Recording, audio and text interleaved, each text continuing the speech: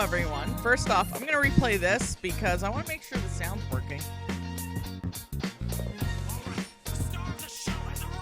Thank you, Nez, for the 27 months. At this point, I'm going to admit it. I'm a sip.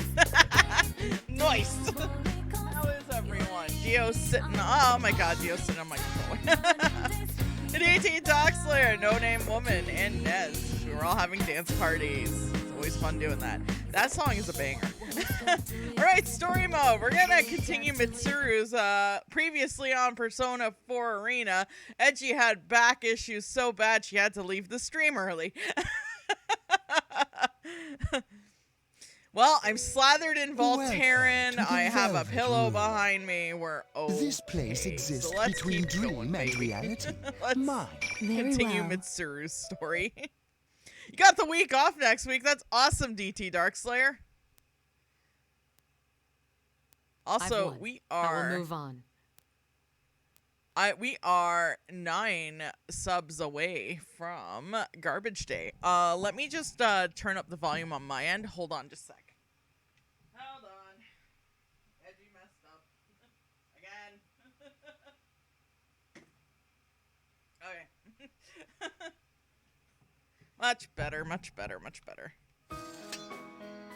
I hold out my hand to Narukami, who collapsed on the floor, and I help him up. Fortunately, I won the match. Although in fighting these people, I have come to see them as a new light. But first, I have something to ask you.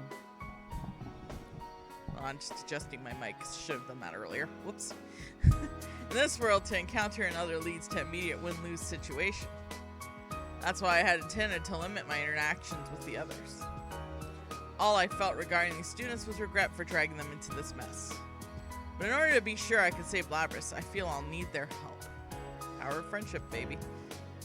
Since they have more experience with this world, they're most likely closer to this setting. You said that you want to save Labrys too, but you barely know her. She isn't human and has been through things that aren't easy to understand. What were you going to do for her when you found her? Narukami quietly closes his eyes before answering. Nothing in particular. But I could have stood at her side at the very least. Yeah, thanks, No Name Woman.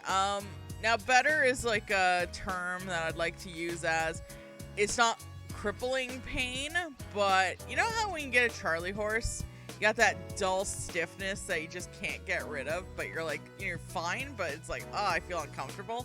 It's that right now. It sucks. At her side. I'm playing the quarry, trying to make sure these 30-something 20-year-olds don't die. Oh, I should mention that, actually. Like, wait till we're in the fight, though. A number of things dawn on me with Narukami's words. Though I have resolved to fight by myself, I wasn't truly alone. I had family and friends who supported me. But Labrys was alone. She fought against the same units who shared her fate, and after escaping this world, she had no one. I see. I understand now. Politely underlined something important that I had overlooked. He's not the first to show me a new perspective like this. Swarm sensation spreads within me. Understand now. That's why Narukami reminded me of him. Sir Butter of Chuds. Rest in peace, my dude. Can I get some F's in the chat for Butter Chuds? You really do remind me of an old friend. I do? Yes. Though he's more than just a friend. I owe my life to him. He is now a door. Don't worry about it. I attempt to contact Kujikawa again. When she responds, I give her another request. She eagerly agrees, and Narukami, who's listening, nods in satisfaction. Well then, I'll be going now. To save Labrys. There's no hesitation now. I've seen what must be done. Must go forth and keep my promise with them. Labrys will be saved. I'm certain of it now.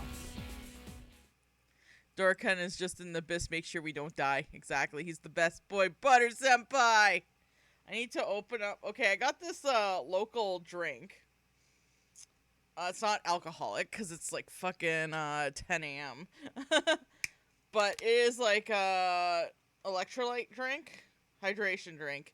It's called Prime. And the flavor is ice pop. So it's like that red, white, and blue ice pop. Okay. Sniff test. It smells like one. Let's try the drink test.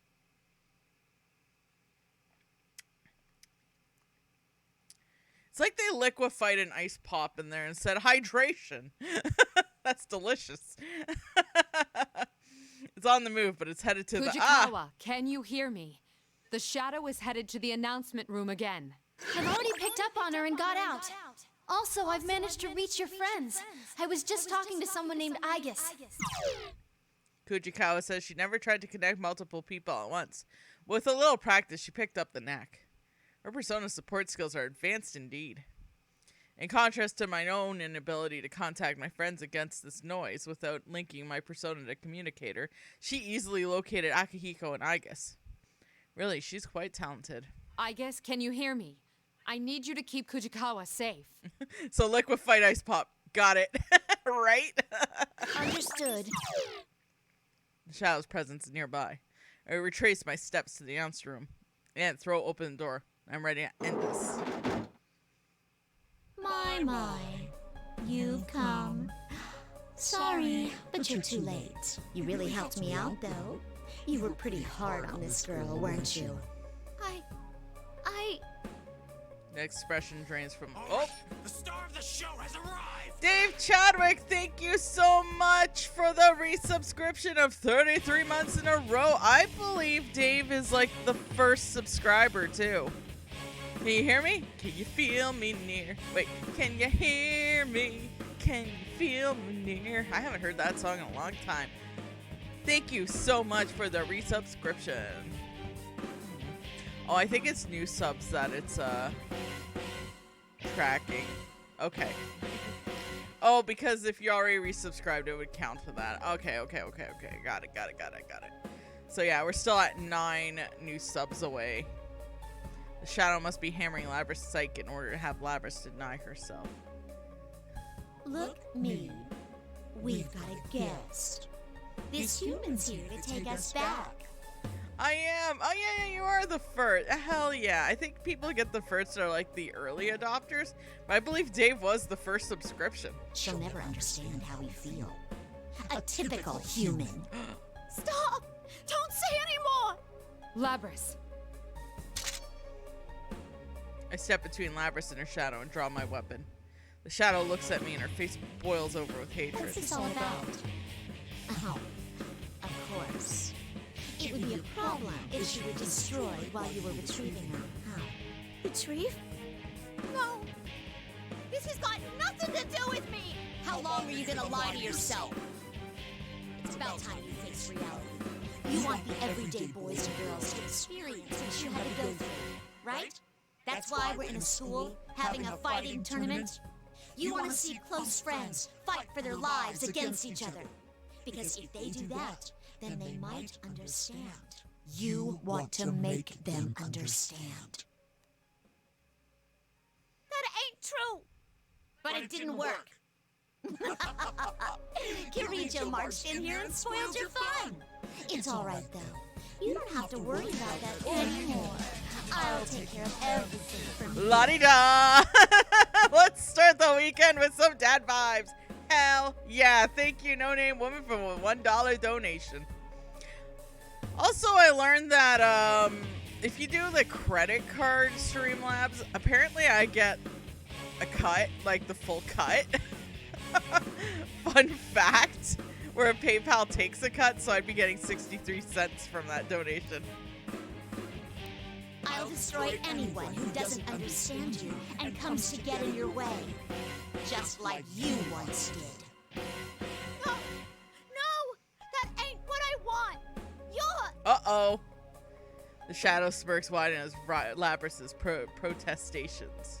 You're not me! Labrys' rejection seems to have crossed some lines. Yeah, no, the way you're doing it, No Name Woman, I get the full $1. If you do it through like the PayPal one, where it's like the PayPal payment instead of like credit card, apparently they get a cut because it's, you know, the service. You gotta pay for the service, yada yada yada. And it sends the shadow's power rising dramatically in response to her words. That's right. I'm myself. I'm free, even if I'm a misunderstood machine. Yeah, PayPal takes like 20% or some shit like that. I'll escape from all 10% maybe. Oh, Dio Brando, you keep wanting to have a little pets. She keeps patting my arm and she's going, eh. Silly girl.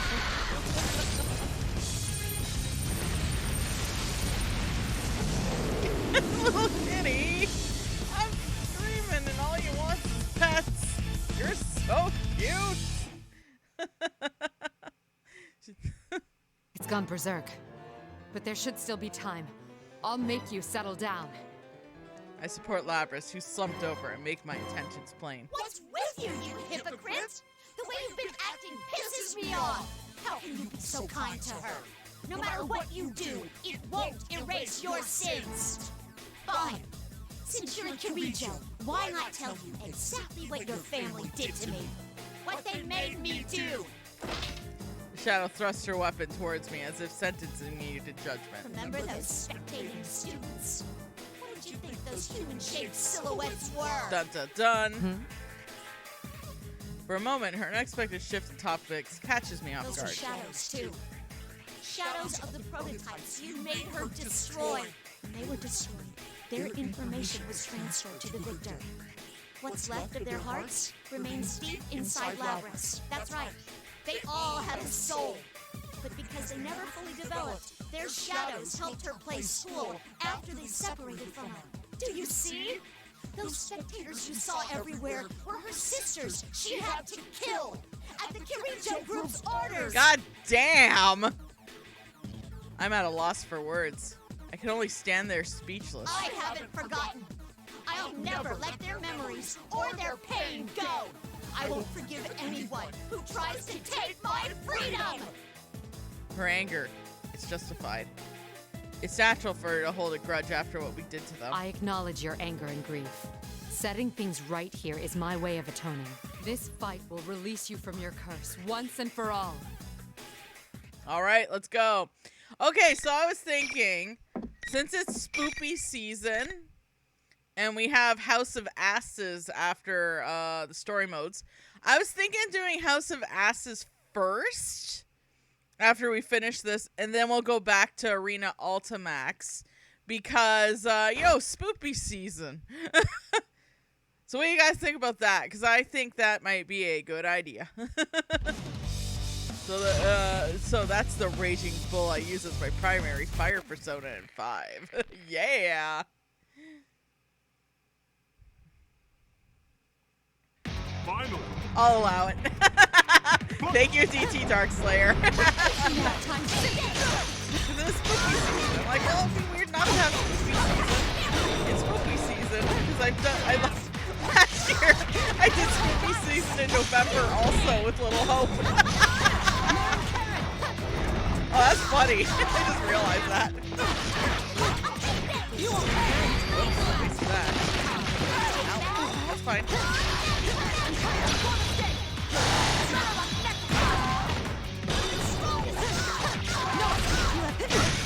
Oh no, I'm so close, y'all.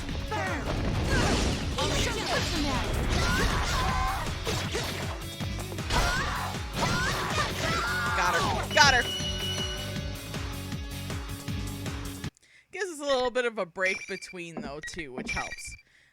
Plus, Ultimax's story is about the same length as House of Ashes to begin with, so we're gonna get that done in a few streams as well, like 2 or 3 streams at least, so that won't be too bad. After a fierce battle, the shadow finally falls silent and stops resisting entirely. I go to elevate Labras to help bring her around. When she regains consciousness, she looks at me with sorrow and resignation. Am I gonna be alone again? Oh, honey! What am I saying? Of course I am. After all I've done. No! No. No one will lock you away ever again. Huh? I thought I had a firm grasp on things.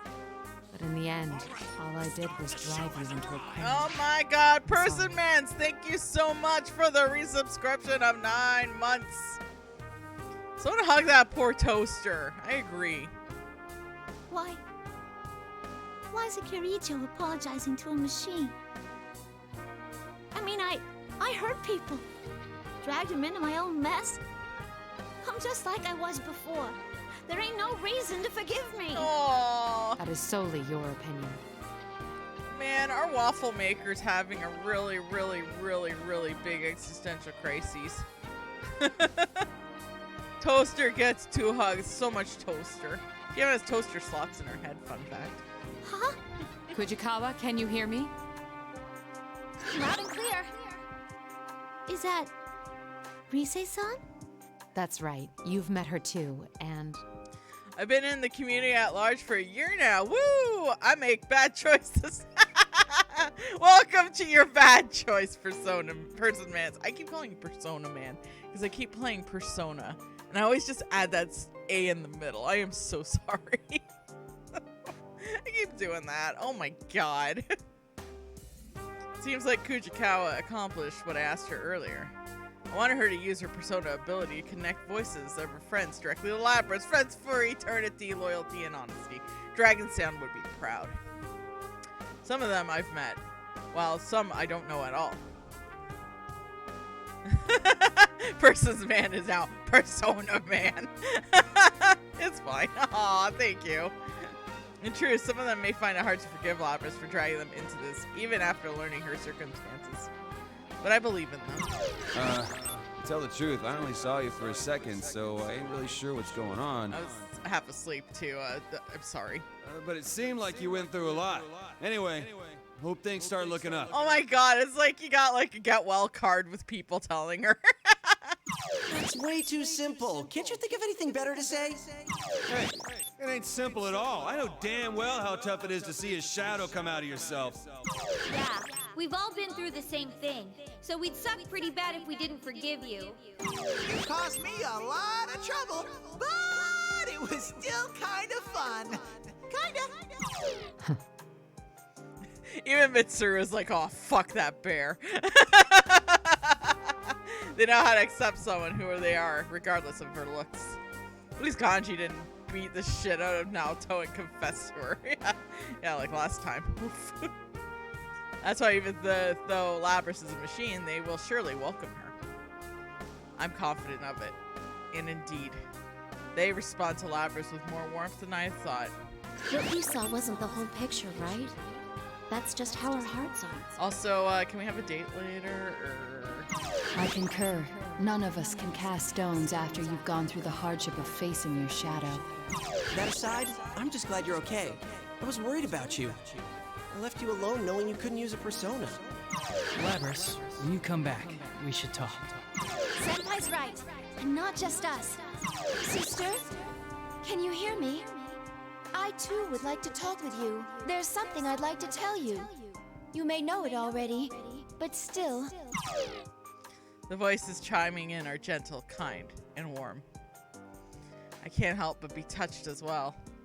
My words alone could not have accomplished this. You guys. Why? You are a machine, unlike us. That is undeniably true. There will be days to come when you are tormented by solitude and caged by your own weakness. I know, this music always makes me feel like, oh! But one thing will be very different. Starting today, you are not alone. Whether she's a machine or human has no bearing on her suffering. To be crushed under the weight of despair with seemingly no end to the pain, feeling that one cannot go any longer. I'm no stranger to those feelings myself. It was always someone else, such as friends or family, who saved me. But when you're alone, it's difficult to see a way out. You can't find it unless someone else shows you. That's when you learn the extraordinary power derived from one's relationships. Companionship is the greatest guide. In my mission here, I've come to be reminded of that. Aww. We hope to become that guide for you as well. If you're not alone, you can stand to face the most painful of truths. I'm glad Edgey's a Dragon Sound stan. I fucking love Dragon Sound. I love Miami Connection. Seriously, if you haven't watched Miami Connection, watch Miami Connection. Also watch Death Promise. It's pretty amazing too. That's a promise. These are canon. I know the first game, this one, has bits and pieces of each one story mode as canon, but obviously because they're like, you know, not really interlinked in that way. But the second one of this, which we'll do after House of Ashes, That one is like canon as well. And the dancing game's canon too. So we're gonna do the dancing story mode at some point as well. Face the truth. Labra's gaze turns towards her own shadow. There's no more fear in her eyes. She understands now. I see. I get it now. I watched over her as she stands up. No words pass between us, but I am here for her, and that may be enough. Oh yeah, Chad and Narukami on the dance floor. Fuck yeah. I love the I'm platinumed all 3 rhythm games. 3, 4, and 5. And I platinumed 4 twice. I did the Vita version, and then I got the download for the PS4 version when I pre-ordered the special edition. So I platinumed that again. Hey, Pooh Man Redux, what up? You are me, after all. I don't know if I'm ready for Dancing Teddy. No one's ready for Dancing Teddy.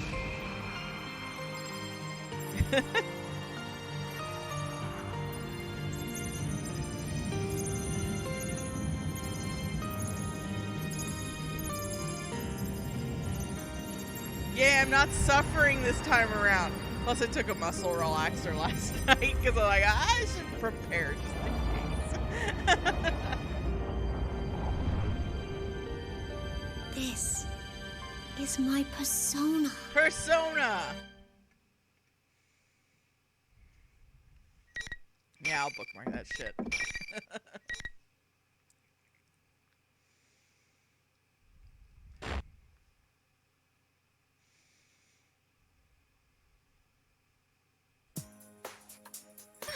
Labrys and Karijo-san. Welcome back, you guys. Together with Labrys, we head towards the rooftop where there's supposedly an exit to the real world. A small crowd welcomes us into our arrival. Some of them I haven't met in person. If I recall correctly, the energetic girl with the short hair is Chie Satonaka. The well-built young man must be Kanji Tatsumi. And that must be real Teddy. His speech is no different from the imposters, but the absence of evil demeanor of the real one is much more adorable. All the faces I saw in the video here, with a smile on everyone. Whoa! You really are a robot! Hey, can I touch you? Well, at least she has permission. Chie-san, that's a bit impolite. It's hard enough restraining myself already.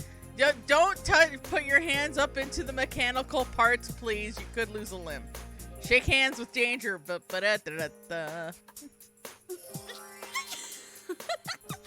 said restrain yourself. Well... I give Labrys an encouraging smile. She needn't be afraid to enter their circle. None of them are rejecting her after all. I'm sorry I caused you guys trouble. Yeah, I want to talk to you about that. That Grand Prix was you, right? Yeah. It wasn't a half bad idea. Fighting to see who's the strongest man was awesome! What? At least you didn't murder everyone like I had to. But cool. Kanji's right. But you should have invited me, too. Sorry? I won't forgive you until you say, I really like you. You big bear of a man. All sexy like that. Teddy, go into the dumpster. Guys, stop making it even worse. Sorry we're starting off like this. In any case, I'm really glad you're all right. I got you to thank for that. They take very naturally as someone who isn't human. Great job, Mitsuru. But man, talk about a rowdy bunch of students. Still, they are kind. I look at Labrys surrounded by new friends. I wish I could join them. Part of me would rather watch over them for now. There are things I still need to consider. Is something the matter? I'm not good at relying on others. Aw, Mitsuru. My responsibilities are so heavy that I don't even think of trusting others with them. I've been told it before, but it never gets easy. Why not think of things more simply? When something cannot be accomplished alone, there is no other choice but to trust in others to help. You guys had Junpei. Who are you to talk? No Name Woman, when we get to Ultimax, you'll see Junpei again. Good or bad, it is inevitable. Then why not accept it and move forward? You aren't alone either, after all. can't keep myself from smiling at the truism I never would have come up with. You're right. It's not difficult at all when put that way. It's just as I was saying about companionship being a guide. Indeed, I'm thankful for my friends. They say things I cannot, and take me out outside myself. I can't read with the new perspectives. I'm sure the same principle will save Labrys from straying from her path. Although, I think again about the case. Now that Labrys is safe, there's another issue. The mastermind was not Labrys, but her shadow. However, her shadow emerged and began to act only when she entered the TV world. It's hard to reconcile that with Labrys taking the initiative to escape. Come to think of it, there's something else that hasn't been explained if we assume Labrys was behind everything. Was Labrys truly the mastermind here? Dun dun dun. Huh? What are you getting at? Why did Labrys choose them? Where did Labrys learn of them? It's the students of Yasogami High that trouble me. I can't see why Labrys would have selected them. I thought they might have sensed changes in Labrys caused in this world on their own, but no. The video that brought them here called them by name. Not to mention that Shadow took the appearance of General Teddy from the start. Neither would have been possible unless she had identified them beforehand. Even we didn't know about them or about this world inside the TV. How did Labrys discover all this? Dun, dun, dun. Yeah, I can't explain it either. And I still have my doubts regarding the hijackers' mental state. Their memories were so muddled they couldn't even explain themselves. Did Labrys' abilities extend that far? The more I think about it, the more questions arise. There must be a larger plan at work after all. Well, the fastest way to find out is to just ask her. Hey, Labrys! Oi! Akihiko. Akihiko's hot voice catches not only Labrys' attention but the high schoolers as well. I had hoped to keep away from this since they were innocent bystanders. Akihiko seems not to notice my irritated glare. When did you wake up? How did you find out about the TV world? About this place? Uh-oh. Hacker man! Labrys abruptly stops moving just before starting to convulse and taking a leap backwards. Happens so suddenly that even the students standing some distance away raise their voices in alarm. Labrys! Get back! As soon as Akihiko cries out, Agus runs towards the students to protect them. I keep a careful eye on Labrys, whose face has gone blank, put some distance between us. Labrys.exe has stopped working. Oh no! My fears have been realized. Labrys reaches for the axe on her back and swings it without hesitation. Aw, shit. Is she malfunctioning? No! Someone's hijacked her! Someone's in! What? If we're all here, the Shadow's defeated. Someone's still hijacking her then? I know you're there. Who are you? Show yourself. I expected a response, but the source of my answer came as a shock. Show myself? How cold. You treat me as if I were a stranger. That voice! Pool of darkness emerges from one of the nearby shadows forming. No way! Kirijo-san's shadow?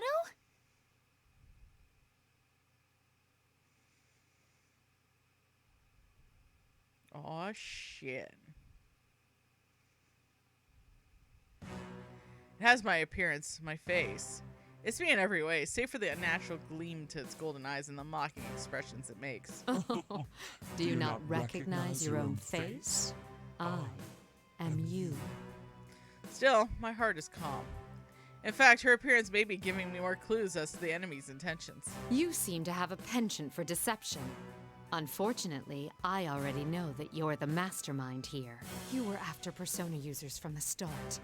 That's why you chose this school and tampered with Labrys' memories. And you just demonstrated how you controlled those hijackers. Very good. No wonder you managed to drive back a god once. Yes, I want them even more now. You want them? Explain yourself. Personas and shadows are one and the same. If I poison your hearts, I can recruit shadows with unparalleled strength. Wait, what? You mean turn our personas back to shadows? The heart is frail. Its weaknesses are never fully vanquished. Given the opportunity, it can betray you and return to darkness. This one's desire to make people suffer was perfectly suited for such a plan. caused all this to gather strong shadows? Who are you? Sadly, it seems things won't be going according to plan this time. But I'll make use of what tools I have to the very end. This is my last chance.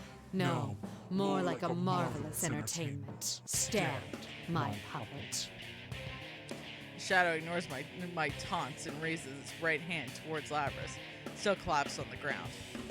Labras reacts to the gesture by rising up, like a puppet with no will of its own. You bastard! This form is exhausted from constant battle and will be useless as an asset. But unless you destroy it, it will keep rising up and attacking you all. What will you do? Labras obeys the Shadow's command and leaps forward to attack. It seems the enemy will do anything to rattle us. I understood that. But understanding it and forgiving it are two different things. We'll just knock her out one more time. No, don't attack her. Further damage to Labras could put her in danger. But, come on! She's all over us! Now, may you suffer and curse your fate. Relinquish your personas. At that moment, I hear a voice whisper in my mind. Huh? I stop in spite of myself. I know this voice well. Relief washes over me to hear it. The match will end in our victory. I call everyone to assemble. Don't listen. Everyone, concentrate on avoiding her attacks. But we can't do that forever! Just try and hang in there. Trust me. I trust in you. Dragon sound! I realize that this is an impossible demand. Everyone's already exhausted from what's come before. Still, I need to buy time. Surprisingly, the first to nod is neither Akihiko nor Aigis. Everyone, we can take this much. Yosuke, you ready? Hell yeah, partner. Let's let Mitsuru-san do her thing. Hanamura and the others recover their confusion at once when Narukami speaks. Interesting. He seems to be a great leader. Akihiko, Aigis, back them up. You got it. No one will force my sister to hurt others ever again. You had best hurry and decide. Who will be destroyed? This shell or the lot of you? Shadows laugh triumphantly to see us driven against a wall. She's acting like a god, but she's much too short-sighted for that. I sense what I've been waiting for. We've bought enough time. Sad to say, but this show is over. What? Labras comes to a halt and is released from the Shadow's control. She must have been forced to exceed her limits, and she falls to the floor as if the strings have been cut. We didn't attack her at all, yet she's left unable to do so much as break her fall. A chill goes down my spine to imagine what could have happened if we fought her at her full strength. Looks like you made it in the nick of time. You saved us, Yamagishi. Fuka! Are you all okay? Fuka-san! So you had a third assistant. That voice. It's not coming from in here. Whoever it is out there. Yeah! Trust me, I know what I'm doing. Sledgehammer! Seriously? She can use hers in reality too? She responded at perfect moment with the early phone call asking her to come at once. Small Blue Bean is here! Yamagishi is a bit of initial difficulty dealing with a world so alien to her, but she adjusted quickly enough. Though she's far away, I can sense that we're under her protection. It's just as you thought, Mitsuru-senpai. The enemy is only mimicking your appearance. It's a fake. Very impressive to guess correctly from such a long distance away. Yeah, Fuka's that good. So these are the limits of a half-broken puppet. Well, no matter. This was only ever for my own enjoyment. You despicable monster! I didn't expect you to fight back this hard. But didn't you have fun? You were all taken in by an illusion. This place, these traps, everything came from your own minds. You dread yourselves most of all. A beautiful plan, wasn't it? Your idea of beauty is rather warped, as is your plan and your assessment of us. But your biggest mistake was that you took my form in the end. Bitch! I take a step forward. Seeing this, Akihiko and Aigis take a step back. They know me well. They can see the signs of anger boiling within me. Are you angry? All right, I'll play along. The show must go on, right? Don't say another word while wearing that face. I'll teach you just who it is you've made an enemy of! Damn, we're burning that dread. Whoops, I just hit the button. We're about to burn bread, y'all, in our toasters, baby. We got 2 of them now.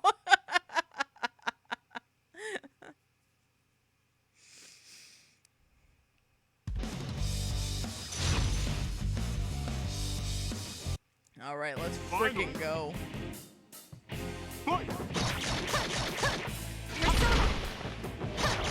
Marin Karen! Of course, Marin Karen misses.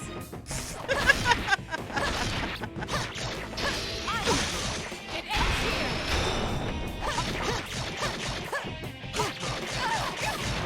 Shit.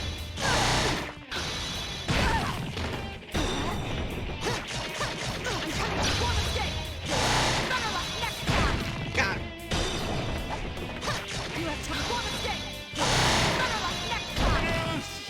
Hell yeah. There's only room for one alpha female here. Damn right. Aw, nice, Dave. You get to see Mitsuru in all her glory. Fur is a little tacky, if you ask me. Check. This is fine with me. Good enough for my purposes that I confirmed you have enough power to meet my expectations. Shadow laughs as if defeat mattered not at all. This is only a temporary form. I doubted there'd be any meaning in changing my appearance. But sure enough, it made for a very enjoyable game. All that irritates me is having to feign cooperation with that foolish human until I obtain the one true vessel. Foolish human. I will see you and another guy's next time. Just wait until then. The real you will face the same consequences soon. Choose your last words carefully. The laugh echoes through the room as the shadow borrowing my form disappears into thin air. Yamagishi! The reading disappeared. It didn't move, it just vanished. What could this mean? Back to square one again. Another guys, huh? Don't even think about coming around here again! What are we up against? Our enemy seems to be targeting Persona users. Seems that not even they know who the enemy is. Though I didn't expect they would. The enemy has extensive knowledge of Labrys, something even I didn't have. There's no denying it. Whoever did this is well versed in the Kirager group's internal workings. Gathering powerful shadows. Now we know the enemy's general aim, but what do they plan to do with them? None of that matters at the moment, I suppose. I signal Akihiko. Akihiko catches it and turns towards the students. Don't worry about it. We'll handle things from here.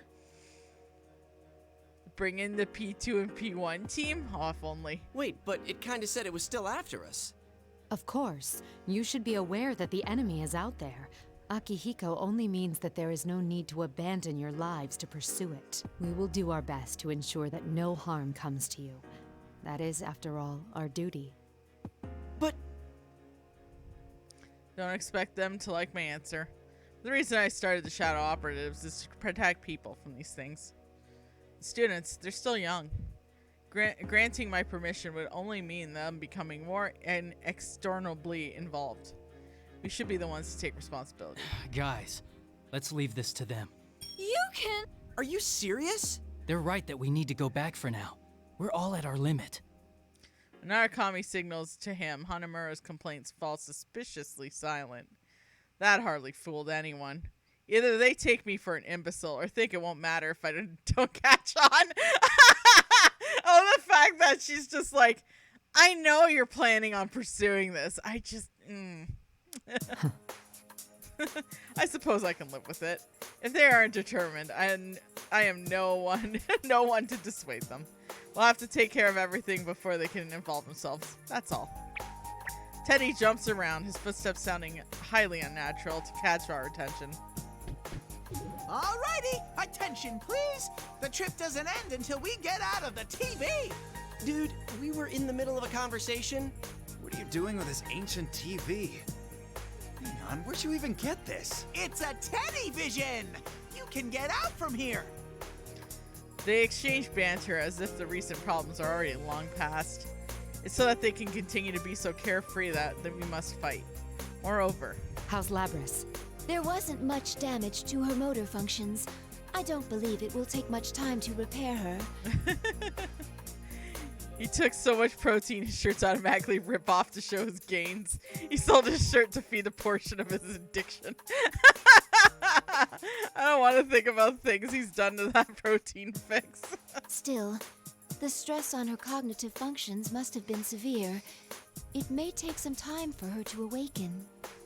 Agus gazes sadly at Labrys' unmoving form in her arms. We must also fight to prevent anyone else from being hurt like these two. This case is over for the time being. It's time to say your farewells to this world. But a newfound resolve to the fight is surging within me.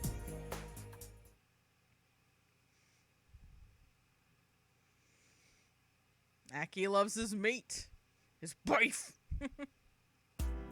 Ooh, fancy. Even after we return to the real world, there's no rest for the wary. After action reports of the case, investigating leads to the culprit. There's a mountain of things to do. Here you go, Mitsuru-san. Ah, thank you. After issuing instructions, I'm all ready to take a break when Agus serves me a cup of tea with perfect timing. Fresh scents of Darjeeling. I take a moment to savor the mellow aroma of muscat. That's right, spring is nearly over. I feel like I can barely keep track of the seasons anymore. We will be leaving Inaba tomorrow. Keep that in mind when making preparations. Understood. We're rather limited here in this hotel room. Originally, I'd intended to return today, but we're all so tired that we had to stay the night. There's also Labrys' condition to consider. Still mulling it over, I hear a knock at the door. It's me, Fuka. Come in. Fuka! I'm sorry I had to summon you on such short notice. Oh no, it's all right. I was on vacation too, after all. How is Labrys? She's still resting. There was a lot of stress on her, so we might have to carry her out. It's not like poor people drink green tea. I see. Yamagishi takes a nearby chair. There's wariness in her eyes. I looked into the records. Labrys was built on a self-contradicting foundation. Self-contradicting? Unlike with Aegis, when Labrys was being developed, no one had the know-how to create a personality from scratch. So, it seems like they took an actual girl's personality and used it as a base. God damn. A living girl. So that's why her heart is unexpectedly advanced. Yamagishi But nods. if she had all of the original girl's memories, a contradiction would occur in her self-awareness. Normally they'd make adjustments to prevent that, but even then, they couldn't guarantee it would be completely safe. That's why Labrys was loaded with a self-deceiving function, in case a conflict arose in her self-awareness. She was deceiving herself? Then the function that interfered with our perception... It was listed as meant for infiltration, but that was a technicality. Its true purpose was a safety mechanism. Oh, damn. She was given a heart presupposing that would cause conflicts with her self-awareness.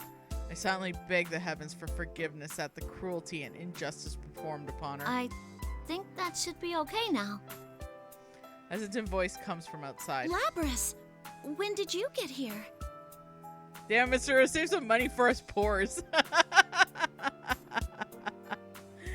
Sorry to sneak up on you, but after I faced my shadow and learned how to use my persona, it's hard to explain. But it felt like my emotions settled down. Actually, that may be what happened. Facing one's shadow could be said to be correcting one's self-awareness. That must be it. Your developers came to the decision that it was an insurmountable problem, yet you overcame it. I approach Labrys and stroke her head. She fidgets, her eyes cast slightly downward. How do you feel? Does anything seem off? Oh no! You guys have treated me so well, I feel kinda guilty about it. My body's all fixed up too, so there shouldn't be any problems there. Beep beep boop. I see.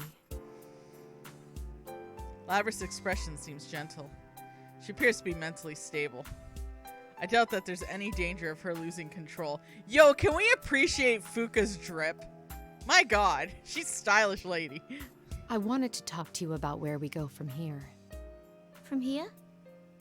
You mean, about me? Originally, we planned to take you back to the lab on Yakushima, but that was when we still thought of you as a mere object. Is that what you want to happen? What else is there? You could tell us what you yourself want. You do have a heart, just like us. Fuka looking very classy. I want Fuka's hairstyle. Yeah. Who knows? Maybe you could even go to school eventually. Me? Go to school? Even Aigis has been to school, and that was when she knew much less about the world than you know now. Thinking back to that time is, it's rather embarrassing. Beep boop. Surprisingly, Labrys falls silent in thought. To live a life no different than anyone else's. That must be exactly what she wants. Should I tell her there's no need to worry about living expenses? No, best wait for her decision.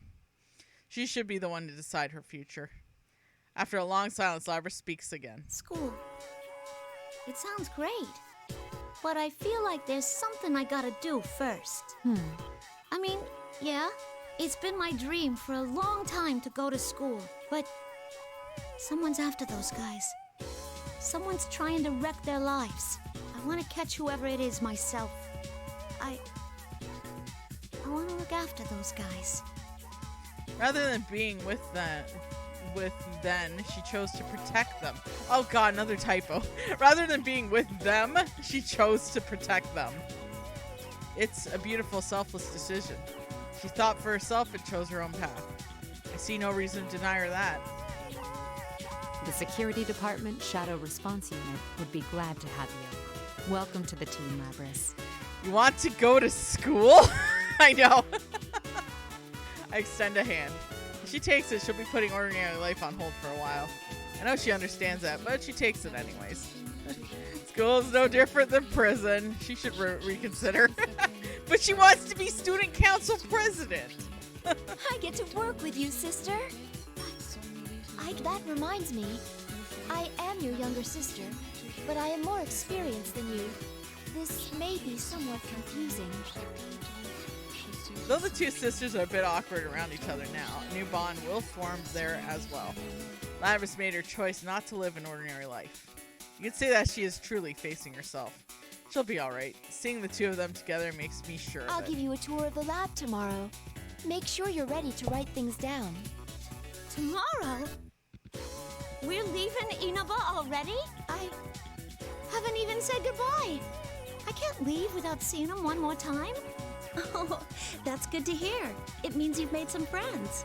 I turn to Aigis. Aigis, get in contact with them by whatever means you deem necessary. Understood. How should I contact them? I only know their names. Yamagishi, your usual method should prove effective once again. We're gonna hack into their phones, baby! Huh? But isn't that invading their privacy? Just a little. Permission granted. Remember, we have official sanction to operate now. On a technicality. And after how they acted when we were parting, definitely need their contact information. They won't sit quietly by of that, I'm sure. This matter is still open after all. The mysteries remain unsolved and there's still worries of nagging me.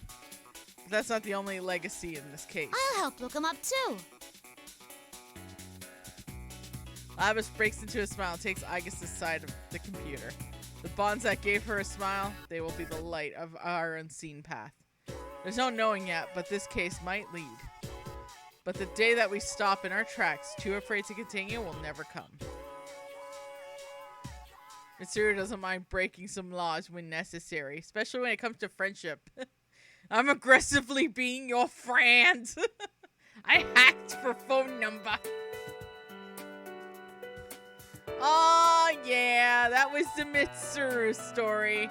Now on to our second last story mode, Aigis. Welcome Hey, to the Velvet Facade. Room. Welcome. This place Sorry, exists Dojima, we between hacked dream into your and phones. reality. We're in. Mine Okay, it's and Aigis magic. time. I wish you good luck. But we have one more story mode, and it is our best girl, Elizabeth.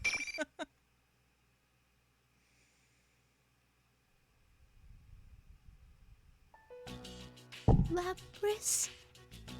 Labrys murmurs her name to herself. Her head hangs lifelessly as she stares into her mechanical limbs.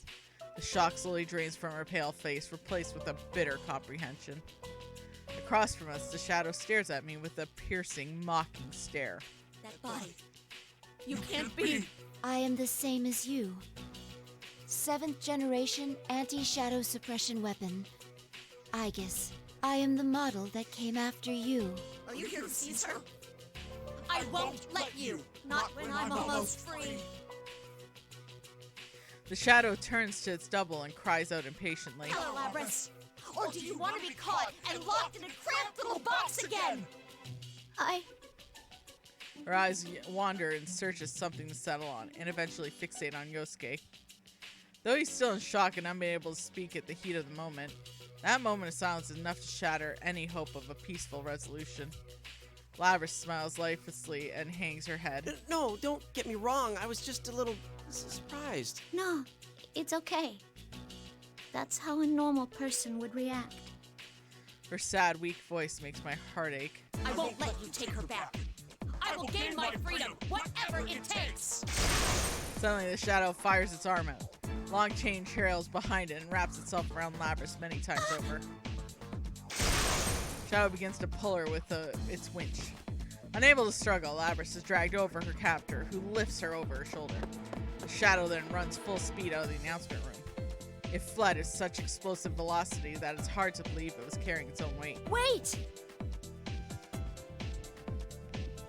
I give chase. It is unfortunate that I cannot explain the situation to Yosuke-san, but I have no choice. I exit in the hallway and see the shadow make for the stairway leading up. This is the top floor, so I must be headed to the roof. I climb the landing and the stairway 2 steps at a time before throwing open the door.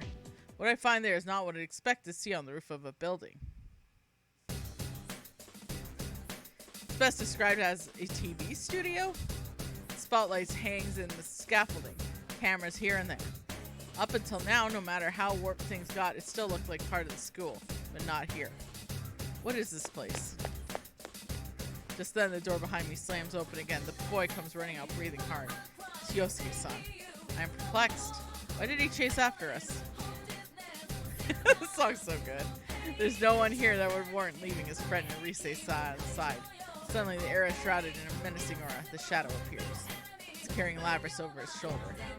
Labrys shouldn't be unconscious, but she isn't showing any signs of resistance. Persistent pests. Too bad for you. The Grand Prix is still on. Have fun wasting time fighting each other. Hey, wait! Whoa. As soon as Yosuke-san turns around to give chase, he runs up against something. I try stretching out my hand. Just as I thought, there's an invisible wall. Though it wasn't here when I climbed up the stairs, the only door back into school is the one beyond the wall. In other words, we are trapped. Yosuke-san hangs his head in shame and looks at me awkwardly. I guess this means we have to fight. Sorry, I feel like I got in your way. I came here without thinking and felt right into the enemy's trap. Sure, that's what he was thinking.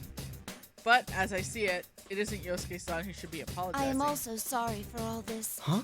We are the ones ultimately responsible for this incident.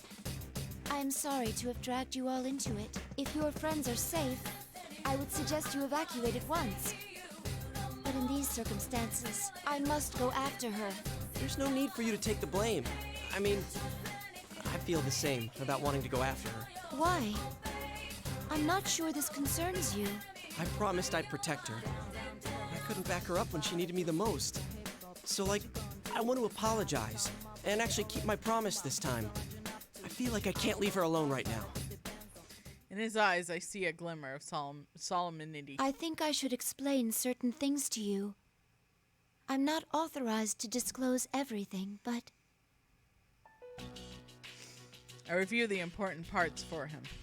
That personas and shadows are universal. That they have existed since the ancient times, and that they are probably little-known battles and pacts all over the world to harness their powers.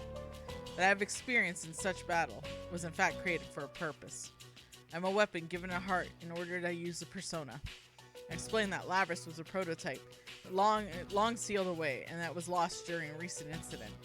Yosuke-san doesn't seem to swallow all of it, but he listens attentively nonetheless. There are shadows outside the TV too? Who would have thought? I was surprised as well, to find out that a world like this was accessible through televisions. 2-hour info dump! Believe me, we were pretty shocked last year too. Looks straight into the boy's eyes without laughing in his attempt to lighten the mood. Only the winner can leave, so we must fight. There's no ignoring that cold fact. I suspect the shadow set this up to buy time. I don't have a moment to waste. I don't say anything, but Yosuke seems to get the picture. Can you tell me something? What's going to happen to Labris once you catch her? No problem telling you. I cannot answer that. Yeah, I thought so. You did say that she was a weapon after all. Not really surprised you can't talk about it with outsiders. Is that all? I must go get her back. If you cooperate with me, I am sure I can knock you out painlessly. In response to my blunt suggestion, a wry smile appears to Yosuke-san's face. However, as I still have that gleam. Sorry, but I can't back down. Are you really going to fight me? Not to boast, but you would challenge a living weapon? She said she wanted to be free. Hey, I made her a promise. I want to see it through. I guess you could say it's a guy pride thing? He jokes about it, but there's a resolve behind his words. He will not back down from that resolve. What he really is saying is this. My feelings for Labris are strong as yours. I smile inwardly, though it does not show on my face. I understand. I accept your challenge. All right, the star of the show has arrived. No Name Woman, thank you for gifting us up to 7th Facade. Oh my god, we're at 8 more subscriptions, and we got the garbage day to happen.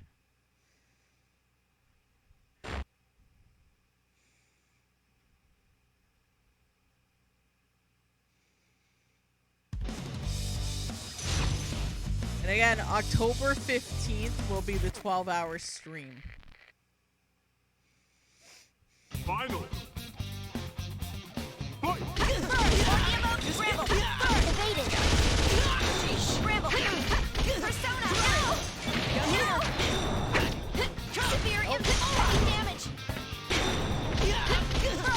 Yeah, enjoy the dirtiness.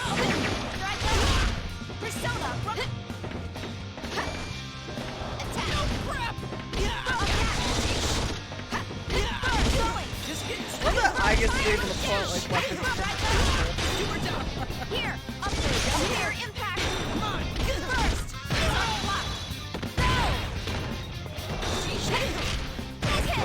Just getting started. Light emergency. Please hit. Please hit. Move down. Here. Move down. Persona. Got him. Got him. Okay, it's cool that it already accepts anyone that resubs. So that's actually pretty cool that it shows it on there. Yosuke-san smiles sheepishly at me out from the floor. I had a feeling I didn't have a chance against a pro like you. Ow. You sure are strong, Edgey-san. Are you all right? He waves his hand to show that he's fine. He should be exhausted. Perhaps the guy pride thing prevents him from admitting Looks like I'll be staying behind.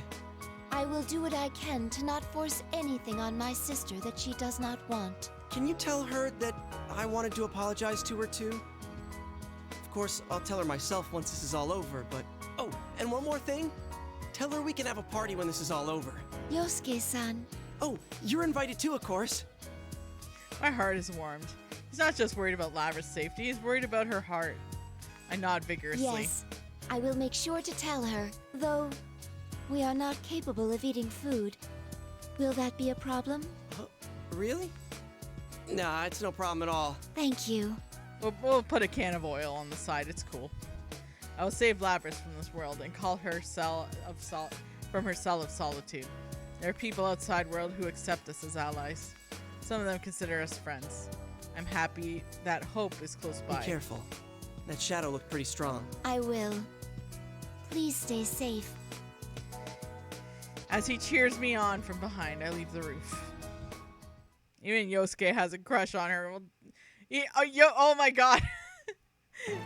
No Name Woman, Yosuke's story mode. Yosuke himself like has a bisexual moment where he's like, whoa, Mitsuru's hot, so's Akihiko. God damn. As soon as I re-enter the school, I sense the shadow's presence without needing to scan for it. I followed the presence back to the announcement room. That was TT Darkslayer. Yeah, he was. I think he was in the chat during that. I was just mentioning it to you because I don't know if you saw that.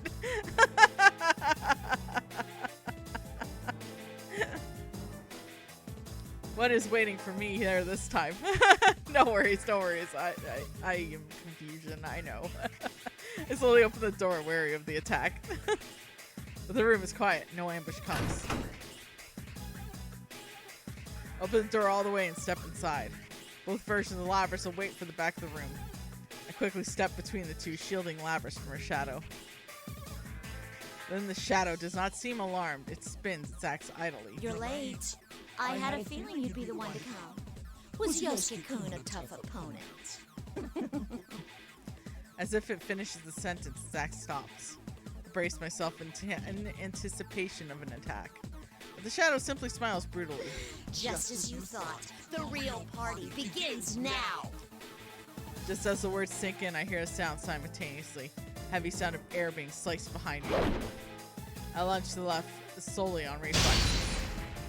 Battle axe slams to the ground where I had been only milliseconds ago. What? Sister! Oh, so close. Labras takes a combat stance with her battle axe. There is a shocked expression in her wet eyes. She has chosen to fight for their unreal school. Is this what you really want? What else is there for me? Labras sounds resigned to her reply. I have no answer for her. My heart aches as if it was cut by a razor. It's finally come to this. Sister versus sister. Let the battle begin! Sister versus sister. Who will sister? The shadow jeers at me with delight. I do not have the presence of mind to deliver a rejoinder. The battle about to play out is straight from the worst case scenario I had envisioned. The very person I hope to save. My sister. I must defeat her with my own hands. Oh my god, I guess. Toaster versus toaster. Who will toast?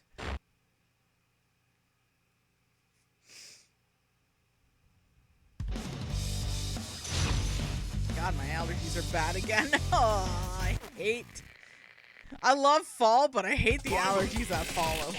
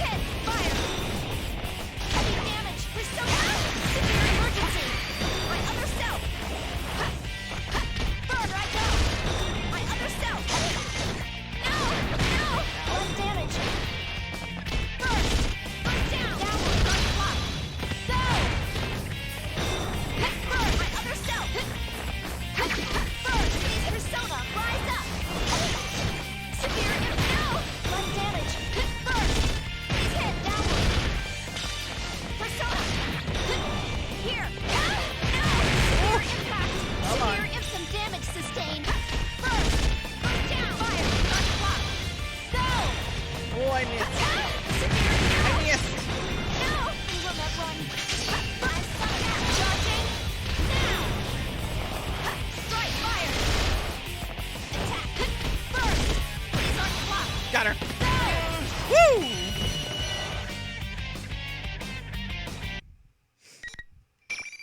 All right.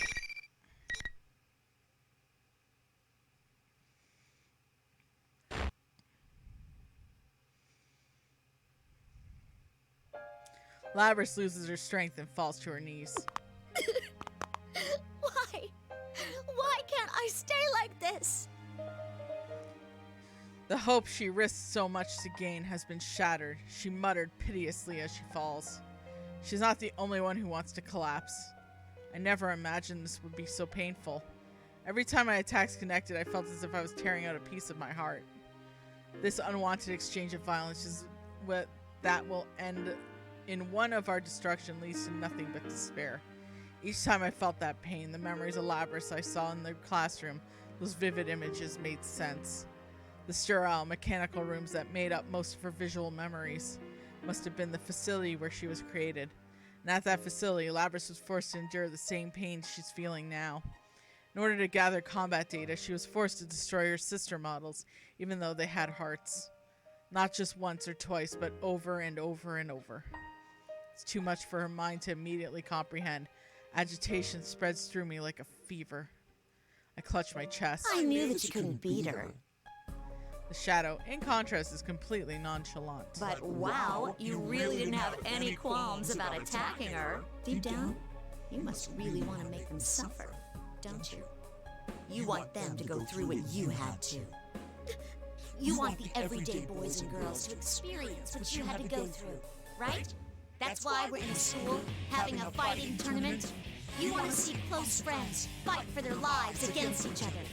Because if they do that, then they might understand. You want to make them understand. That ain't true! But it was no use. Even another living weapon can't understand you. It's alright though. You don't have to worry about that anymore. I'll take care of everything from here. I'll destroy anyone who doesn't understand you and comes to get in your way. Just like you once did. Please stop! That's all a lie! You're not me! Finally! You finally said it! I'm finally free! Uh-oh, Buscettios! The Shadow's eyes start to glow and full of life. It isn't just a change in its attitude. Its power seems to actually be rising. There's something in its conversation with Labrys catalyzed this change. Too late. It hits me. What did the Shadow want with Labrys? It was trying to buy time, which means it needed something from her. It's time for the true star to take the stage! The shout shakes the air. As if in response to cry, the room begins to warp. The view beyond the window shimmers ominously. Oh, shit. I gotta adjust my butt. Hold on. Oh, soon, though. Soon. I'm ordering chairs. The power!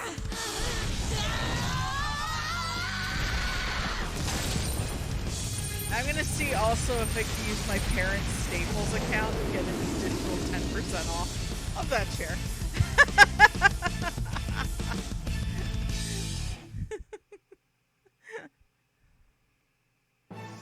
A gigantic incinerator appears from the darkness. Countless chassis are falling into cruelly destroyed. Illuminated by the blood-red light of the flames, the Shadow reveals its true self. The scene of Labrys and a giant beast chained behind it brings the mind to a summoning of a persona. I run over to Labrys and stand to her listless body up. I won't be needing that trash anymore. It seems that the Shadow has accomplished its goal with Labrys. I was used force to fight my sister for this purpose. I clench my teeth at my own slowness to comprehend. Now, let's get started, shall we? This isn't just for Labrys. This is the enemy, the fate of anyone not human. It seems that I must take responsibility for this. Oh, another toaster fight, but one's like a fakey, like a shadow toaster. If you put toast in the shadow toaster, it turns to bread. Alright, let's freaking go. Finally.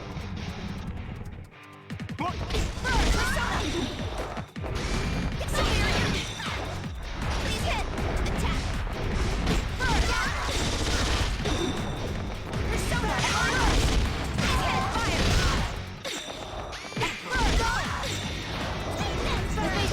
Emergency! Down! Fire! There we go. Persona! Persona! Run first! Right now! Persona! Run first!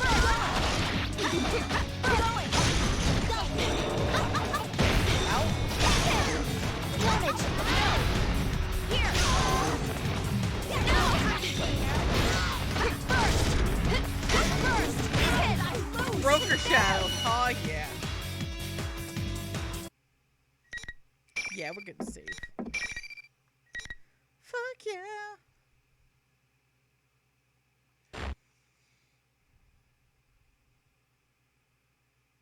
The monster's form melts away and disappears like fog. Only a silhouette similar to Labrys remains. Falls to his knees, having no will to resist I anymore. somehow pulled through. I turn and face the real Labrys. Are you all right? She is conscious, but seems to have no major damage.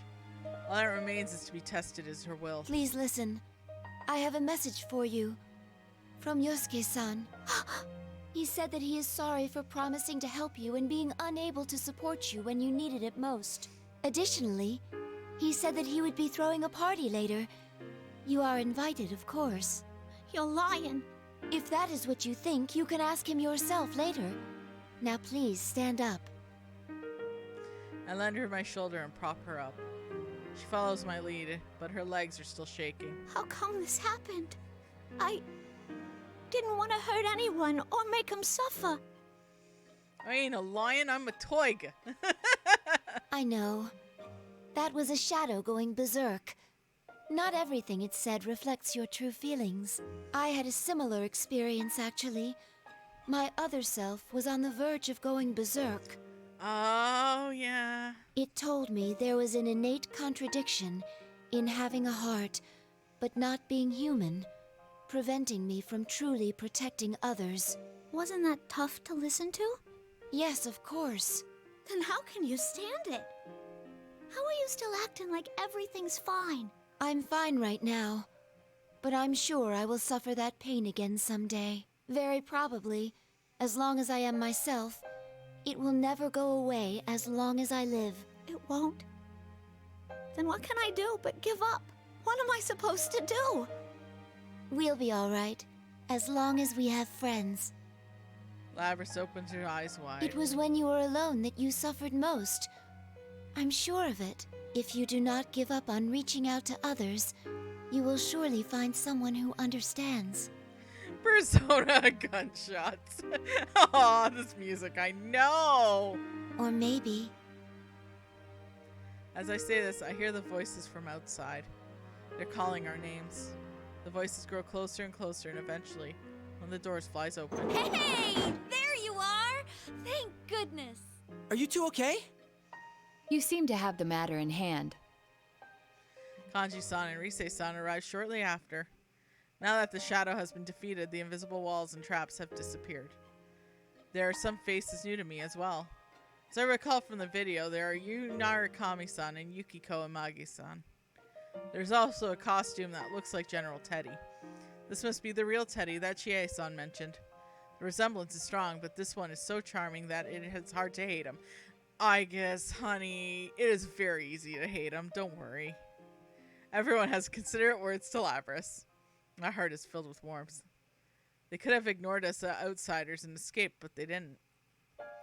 They're truly worried about us and came running. All of them. Feel free to hate Teddy. I mean, Akihiko did. You know what? He didn't do anything sexual harassing to her yet, so just wait. I addressed Labrys, who is looking back and forth between me and them with a perplexed look. It might be more accurate to say that those who understand you are already here. Of course, I want to understand you as well. Please talk to me whenever you want. Tell me about your memories, even if you have to take them one at a time.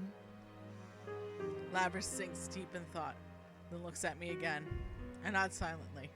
She slowly starts walking and stops in front of the shadow, who stands as quietly as the real shadow at the other end of the room. You were right. I was always alone, so I had no one to talk to, no matter how much it hurt. And I went and blamed that on them. Bonk him even. Yeah, you gotta bonk Teddy. He deserves it. He's Teddy. I want another arena game, just so like if they have Teddy in it, but in more Ganas in it, then I could have like the true mascot fight. I'm sorry I ignored you all this time. I was the one who left you all alone. But what's sad to think about is Kuromaru might be dead by then. Oh, Kuro!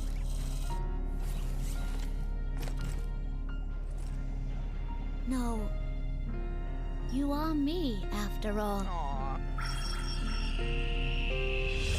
Kuromaru's best boy.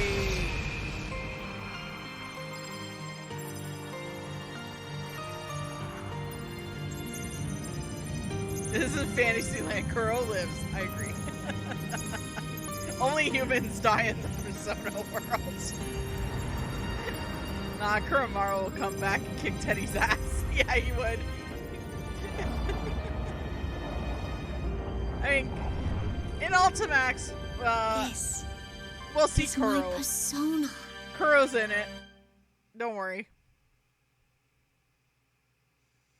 He's the goodest of boys. This reminds me of us from last year. Yeah, it's the same thing. She's really no different from us. Yosuke-san and the others laugh. To acknowledge one's weakness in front of others. They must have earned their personas through the same ordeal. You can see now why their bond is so strong. The tension in the air evaporates. Just as Labrys' expression softens.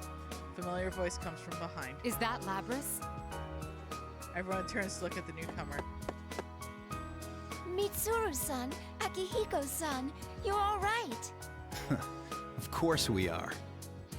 I run towards them. Neither of them appear to be injured. I notice that Yosuke-san and the others are not surprised to see them. They must have already been aware of the situation. Though they react on their arrival differently.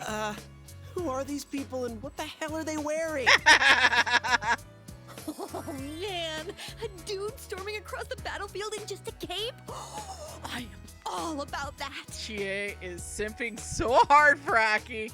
Not that I blame her. I'd say you've got good taste. Seriously? Labrys grabs weakly at my arm. Don't worry. I smile and nod. She still bites her lip in anxiety, but she's no longer afraid of everything. You're Labrys, correct? Labrys simply nods in response to Mitsuru-san's question as she walks up. There's a moment of silence. Mitsuru-san's sighs of relief breaks it. I'm glad you're safe. Labrys smiles back awkwardly. Look on her face helps dispel the tension that Yosuke-san and his friends. Mitsuru-san notices this as well. I step forward alongside Mitsuru-san to introduce ourselves and show our appreciation. I'd say you have good taste. Too bad I'm gay. I think him and Mitsuru are together. Now that Shinji's gone. It seems that they never met a Persona user who didn't awaken in the TV world. We spent some time discussing our respective circumstances.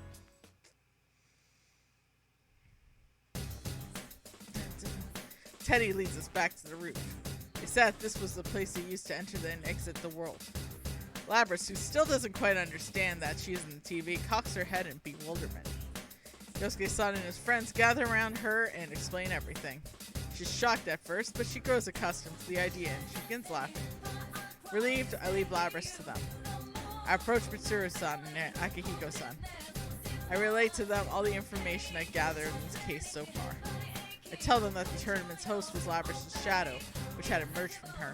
And that Labrys may have not been stolen, but she may have escaped on her own. She has the ability to manipulate people's senses. That would explain the signs of mental interference found on the hijackers. We were able to discover Inaba through our research. Perhaps she had used the same methods? It would have taken time, but she sealed away for over 10 years. Although she was caged, it's not clear whether she was conscious or not during that period.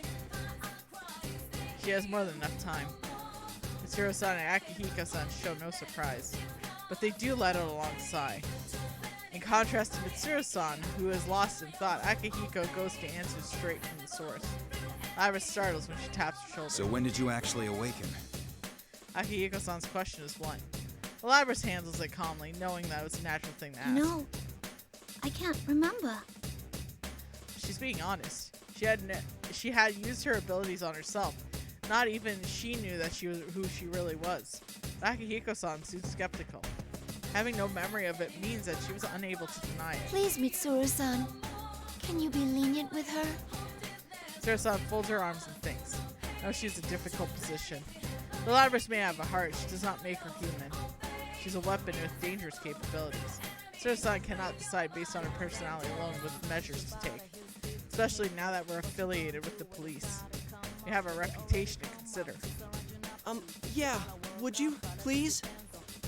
Gotta go grocery shopping if I go back in time. Have a good day. DT Darkslayer, get them groceries, baby! Yosuke-kun. I know I'm asking without knowing the whole story here, but please don't lock her up again. Even his friends seem surprised by his outburst. But soon enough, they're all giving Mitsuru-san the same pleading look. Oh, they all have like big woo eyes. Mitsuru-san winces before giving a wry smile. Well, I hadn't intended to seal her away again to begin with. Mitsuru-san. Seriously? Did you hear that? It should be a walk in the park compared to the challenge of sending Aigis to school. She had no intention of locking her away. The smile on Mitsuru-san's face confirms that much. Thank you so much. How about if we go outside? This isn't really the place to stand around and chat. Yeah. Well, it was a hell of a way to start off a holiday, but at least it's over. Man, why'd that shadow have to pick our school and us of all people? Mitsuru-san, Akihiko-san freeze. You know, that is odd now that you mention it. I was told this place takes its shape from a person's memories. Why would it become this high school? I had picked up on that incongruity as well. Putting aside that Inaba was chosen as the escape destination, why was a specific school so carefully recreated? I also have my doubts about Labrys's power. Strictly speaking, it doesn't rob one's sanity. What her power really does is cloud one's senses with illusions. I'm not sure that would have been enough to control those hijackers so completely. Hey, Labrys. Akihiko-san calls out to Labrys again. Uh-oh, Biscettios! Hacker man! The instant he puts his hand on her shoulder, she suddenly twitches. Hey, what's the matter? Labrys abruptly leaks backward. Everyone is baffled to see her white body flying over their heads. She's... Stay back, everyone! Akihiko-san is the first to realize the danger and yells a warning to the others. Sister? Labrys stands there motionlessly. Slowly, her right hand reaches for the battle axe on her back. Tension fills the air. No! The blade of the axe is pointed towards me. I do not comprehend. What's going on? As I stand there confused, Labrys lowers her stance, readying herself for battle. I open my mouth to try to persuade her, but I can't. There's no time. Labrys now has to use her persona. She'll be stronger than before. If I don't focus on counterattacking, I'll lose. I clench my jaw and hold in despair that threatens to overwhelm me. I must concentrate on the problem at hand. Okay, Labrys, battle time again. Let's go. Wha-bam!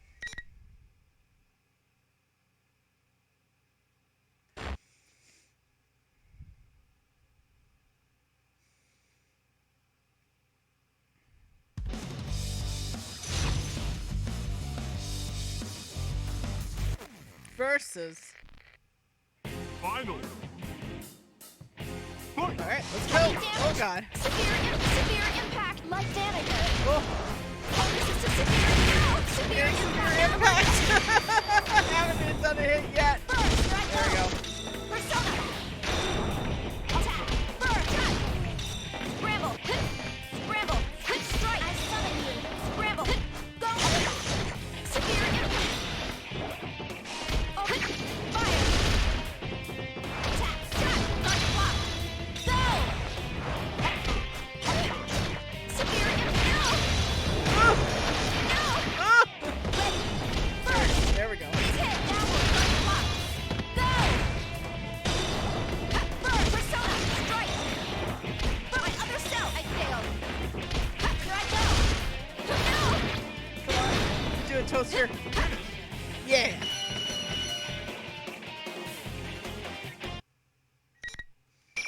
Bookmark that shit.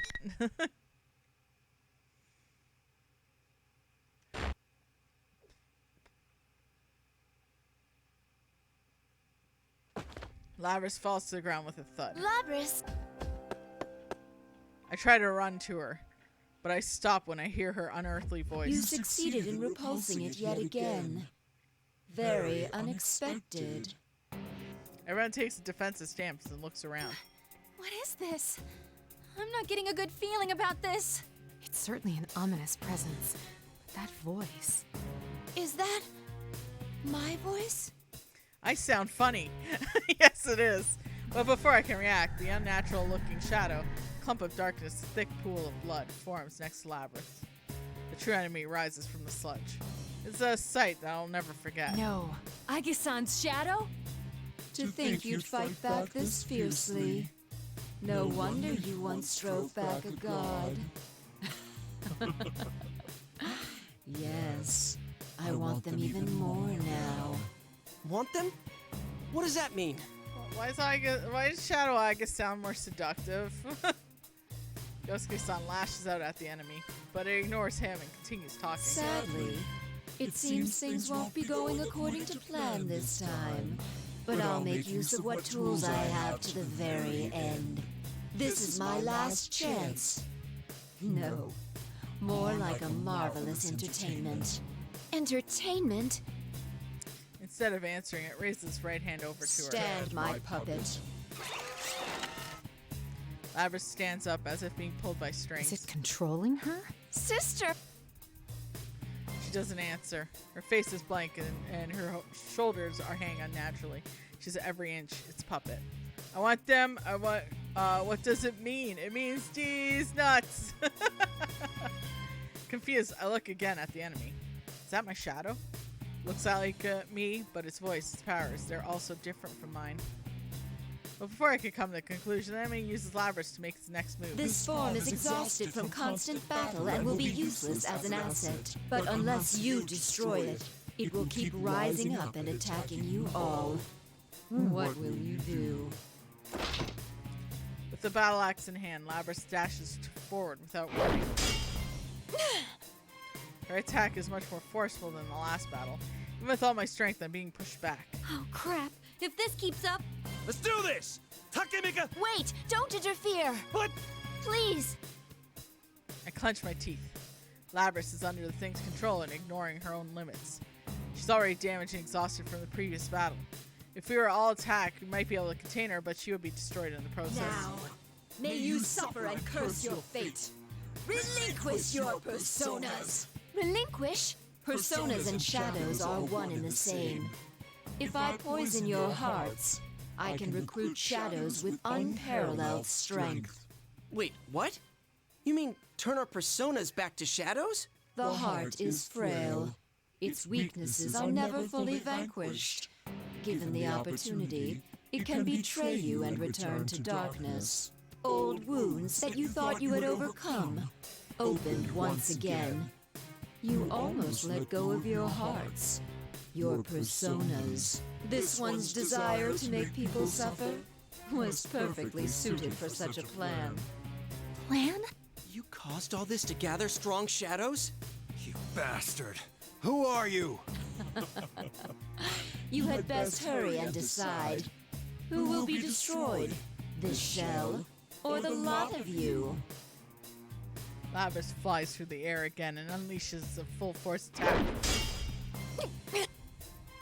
I'm forced to one knee.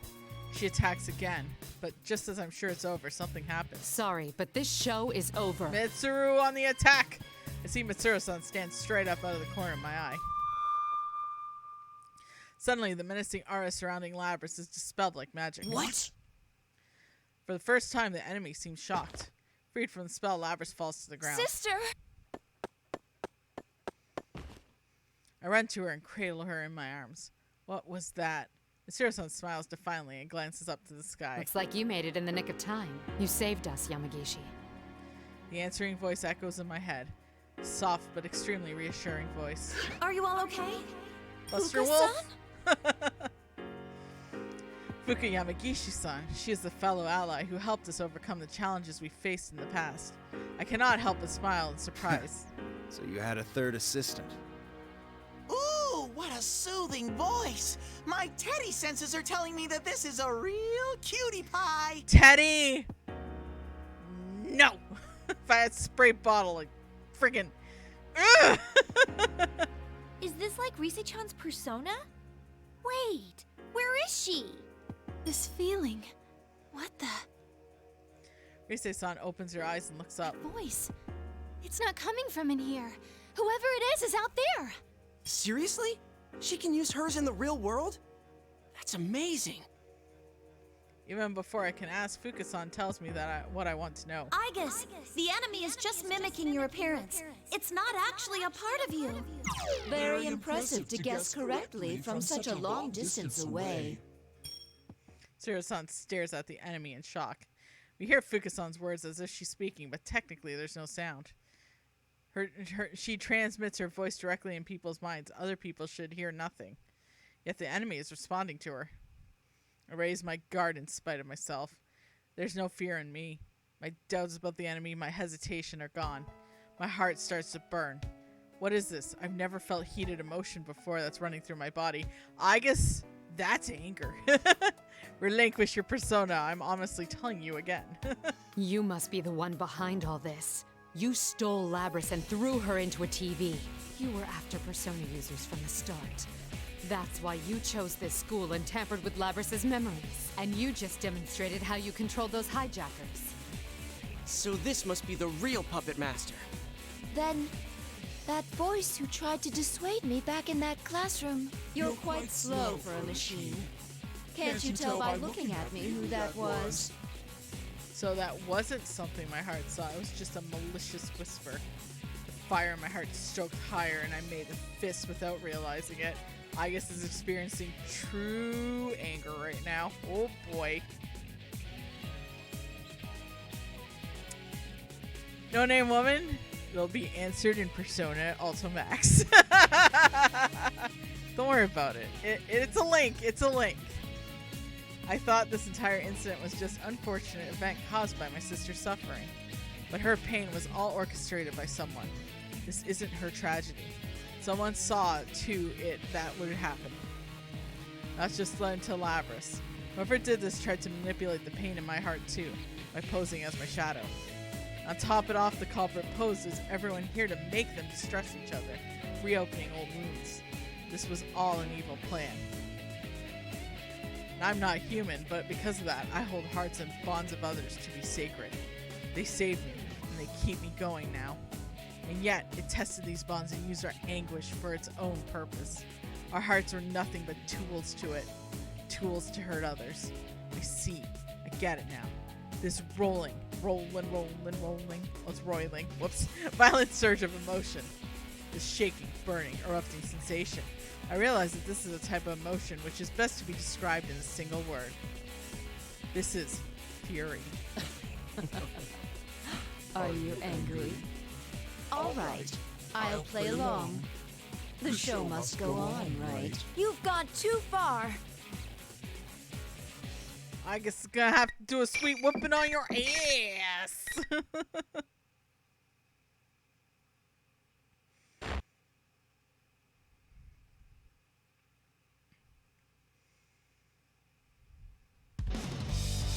Toaster versus toaster. Finally. I make the best toast. You burn toast. Burst, going.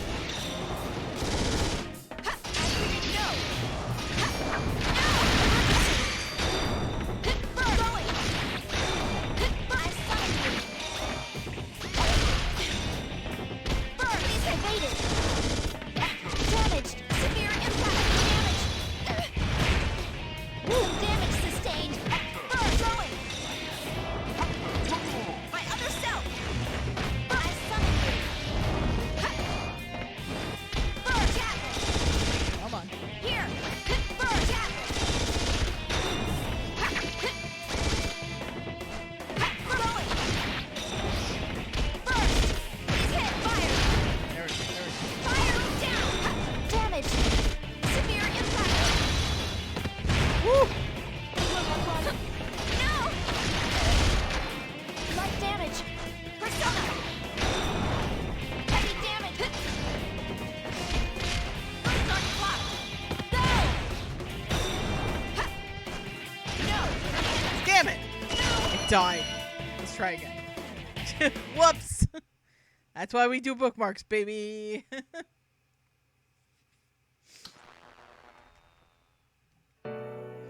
Over.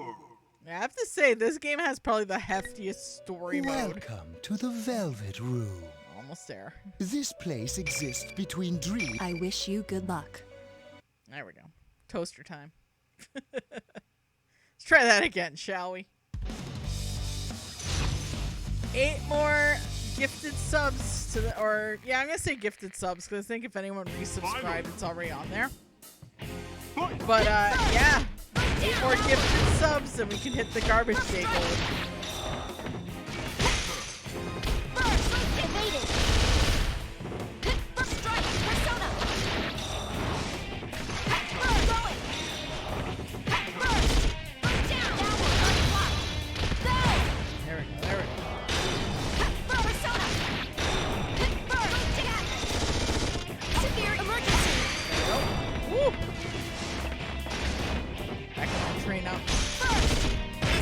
Got her!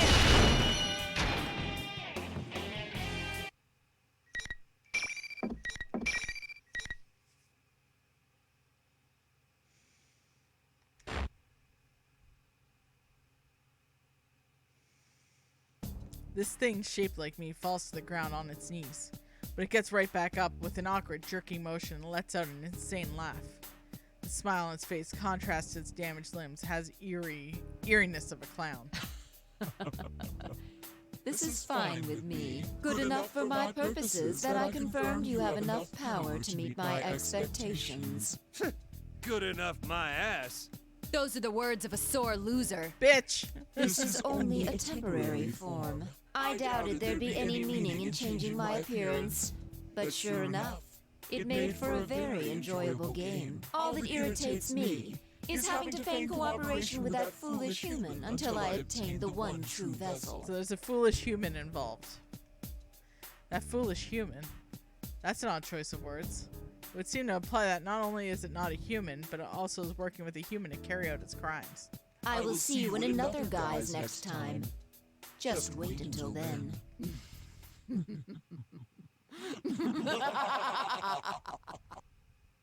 I let out a raucous laugh with my face. After that, it slowly fades away, dissipating into air. Yamagishi! Zero-san quickly calls out. However, The reading disappeared. It didn't move, it just vanished. What could this mean? All right, the star of the show has arrived. Screaming Red Skull, thank you so much for the resubscription. Didn't start off an alert, but I resub Blood Trail, but I resub. Ah, yay. And you know what? You know what? It did set off the alert now, and it counted, so huzzah. All right, so we're at 7 now. We're almost there. Back to square one again. Akihiko-san lets out a heavy sigh. Sheesh. It even had to exit on a lame, evil laugh. Right? Another guys, huh? Oh! The star of the show has arrived. Rob Alex, thank you so much for the gifted subs. That Taxman, DP Hinton, Satanic versus PB and Awesome, and Nova 1560. Enjoy your subs, which also means we have a hype train coming close. Will we be able to caffeinate? Let's find out. Don't even think about coming around here again! The star of the show has arrived. Should we put up some talismans? I've got a lot left over from when we were putting them up in our inn. Well, even if it shows up again, it'll get double the pain we gave it this time. Who could it be, though? How did it know about our personas? That aside, it sure had a sneaky way of doing things. This is twice We also hit I've our been sub kidnapped goal! into the TV world, you know. And No Name Woman! Twice! Thank you for the gifted subs for Scipiok and Raptor 42000, which also means I think we hit a hype train. So you know what that means. Oh my god, we're already at level 3 hype train too. Alright everyone, but we all know what this means though. Love, brain, heart control, caffeine, melatonin, love, heart control, caffeine, you get me going. Brain, heart control, caffeine, melatonin, love, brain, heart, wake up, Caffeinate! Hype trains are now uncapped. You can go beyond level 5. Seriously? I think I've hit a level 5 before, but oh. Yeah, we were able to caffeinate, my friends. And of course, after the hype train ends, I will share another hit of caffeination for us. The irritation is obvious, and it's only natural. They were toyed with as well, and they do not take Labrys's treatment as a tool well. But I cannot encourage them to settle the score. Akihiko-san apparently thinks the same thing. Don't worry about it. We'll handle things from here. At least some streamers can. It might be betas like Robot Co-op's beta for boost trains. Yeah, you know what? I'm currently in beta for, instead of bits, I have like a coin thing. Like it's a cheer, but it's like a direct dono. So it would charge you guys like say like $1.20 or something like that. And then I get like a full dollar in the donation as opposed to them taking a hit of the bits, I guess. Or something. I don't know. I think it pays the fee or something like that. But either way, like, I'm under that right now. Oh my God, Rob Alex, thank you for the $10 cheer. I need to set that up. Because now I don't have the come up with a new recipe for that, and I got to add that to that, I feel. Yeah, like that. Yeah, I'm like under that beta thing right now. So I'm going to directly get $10. Thank you so much, Rob Alex. I need to set up a thing for that when I'm able to. Because I got to come up with a new recipe. Got to have that on there. Wait, but it kind of said it was still after us. Of course. You should be aware that the enemy is out there. Akihiko only means that there is no need to abandon your lives to pursue it. We will do our best to ensure that no harm comes to you. That is, after all, our duty. She said duty. Guys, let's leave this to them. All right, hype train. Oh, we hit. Okay, hold on. Where are we at? Okay, we're still at level 3, but still, that we're at 100% though, which is really cool. You can. Are you serious? Rick had that for a bit, but I wonder if the fees were the same as PayPal. The way I see it working is that it's like you paid like a little extra for the thing or something, but then when you do $10, I like legit get $10. I think that's how it works. That's how I read it as anyways. They're right that we need to go back for now. You look beat. Yusan, aware of the situation, speaks out. Perhaps he senses our dilemma. Of course, that doesn't set off anything. Yeah, I think so. I think that's how it works. I could be wrong, though. I'm sorry, everyone. He nods and looks at Yosuke-san, who reluctantly gives up. Their ability to communicate through the eye contact only proves strength of their bond. Alrighty, attention please. The trip doesn't end until we get out of the TV. I have an idea. Hold on. Because you did $10. I feel it's weird that we don't have a mother truckin' notification for that. Even though if you did $10 through PayPal, the Streamlabs, you would have gotten something. So give me 1 second here. Because I need to go into my dashboard. I'll just hit the button. Dude, we were in the middle of a conversation.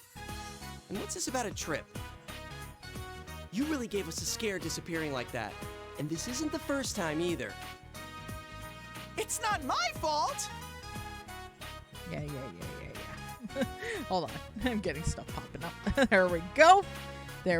Okay, alert box. We're gonna go there. Or should I actually sponsor the next Miss Inaba? Oh, shit!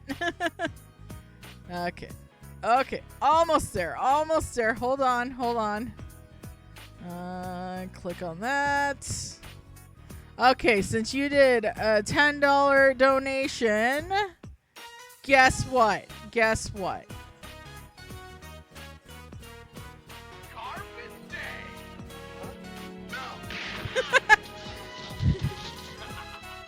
There we go. All right. That means we hit our thing, but of course, I promise a double espresso shot. Love, brain, heart control, Bethany! Melatonin, love, heart control, Bethany! You get me going. Brain, heart control, Bethany! Melatonin, love, brain, heart, wake up! Double espresso shot. Oh my god, we hit our goal. Oh, that's awesome. So, okay, time killers. I gotta get that working, and that'll be our garbage day for next week. Oh, I should mention also, I won't be on for the weekend, so I won't be around Friday, Saturday, Sunday for streaming. Just a heads up, because I'll be going to my parents' place for Canadian Thanksgiving, which will be on the Monday. Don't even think about it. Chase-on's fists are shaking with anger after impacting Teddy at full strength. There are times when you should give it all your all because it's your friend. How beautiful friendship is. I comprehend. After everyone calms down, we finally move on to the main subject. We're on the roof to begin with to leave this world. After getting everyone's attention, Teddy makes a few narcissistic remarks and clicks his heels. Then, like a magic trick at a party, some old TVs appear in a puff of smoke. What are you doing with this ancient TV? Hang on, where'd you even get this? It's a Teddy Vision! You can get out from here! This TV is our escape route? Can we really fit inside? Ooh, are you a little too front-loaded to fit? In that case, I wouldn't mind helping you squeeze through. Teddy? No. You're even worse than before, you know that? Chie-san and Yosuke-san jump in without hesitation, showing how they used to it as they are. Seeing that, Akihiko-san and Mitsuru-san shrug and follow suit. Labrys's eyes are wide to see everyone getting sucked into the TV. But she doesn't look scared. Her eyes are actually bright as she glances this way. I can't help but smile at that. She doesn't need my permission to do anything. I tell her to go ahead and she dives in head first with a giant grin. Although, just as I thought, her wings don't fit. She got caught in the screen. I burst in laughing, seeing her legs sticking out of the TV, kicking wildly. I take off the unit on her back and she instantly gets sucked into the TV. I wonder if she's landed safely. As if the last one left, I turn around and take a final look. It doesn't feel like it, but only been a few hours since we entered the TV. And only 3 days since the hijacking. It was a horrible nightmare, but at the same time, I met some good people. But most importantly, it isn't over. The true test may still come. Push my toes in and slip into the TV. Everyone made it back out safely. My God, that's awesome, everyone. Thank you so much for the support. We return to the real world. I'm surprised to find myself in Junes, at a large department store. I've never seen Mitsuru-san so flustered. Even she could not have expected to emerge at the most crowded place in town from a display TV from that. But to make it back into the limousine, we had no choice but to walk through the store. Mitsuru-san, in her skin-tight suit. Akihiko-san, mostly naked except his cape. Me with my mechanical parts exploded, and Labrys with her axe and her wings, I suppose. Not to mention Teddy. Yusa-san and Naoto-san are both public figures. One is an idol, and the other is a detective. We made quite an outlandish perception. Just imagining that walk of shame going through a mall is pretty funny. Considering the nature of our operations, I hope to avoid any of my picture being taken with cell phone cameras. However, as we walk along, I soon find my fear of cameras is baseless. In fact, it's not the cameras we need to worry about at all, it is the police. I find myself anxious at this completely unexpected situation.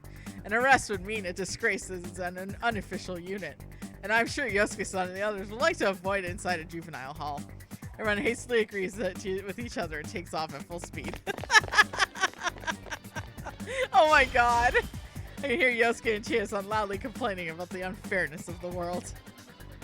Mitsuru-san and Akihiko-san exchange fearless smiles through the cold sweat that's streaming from both their heads. Oh my God! And Teddy and Labrys seem like they're having fun. I don't think they understand the situation. Yusan and Yukiko-san run without a word like determined athletes. In other words, feet don't fail me now. We're cosplayers. Kaji-san tries to turn and fight every so often, with Naoto-san having to stop him each time. Risa-san switches on her cell phone to find an alarming number of missed calls, which seems a bigger problem for her. In the end, our parting with Yasugami High School students concludes with a brief goodbye as we all scatter like birds. That was so funny. Oh my God. That night, we decided to stay in the night in Inaba for a quick health checkup and review the case. After finishing the necessary steps, we decided to take an early rest. The true culprit is still out there, and Labrys needs to get the lab for proper maintenance. After 10 years of stasis, she was suddenly forced into a series of stressful battles. It would not be surprising if some of her parts are now malfunctioning. Considering the morning traffic, we should leave early in the day. So I suggest, but Labrys has other ideas. May 4th, the next day. Our car is parked in an intersection away from the main road. We're here to say goodbye to everyone. Labrys wanted it this way.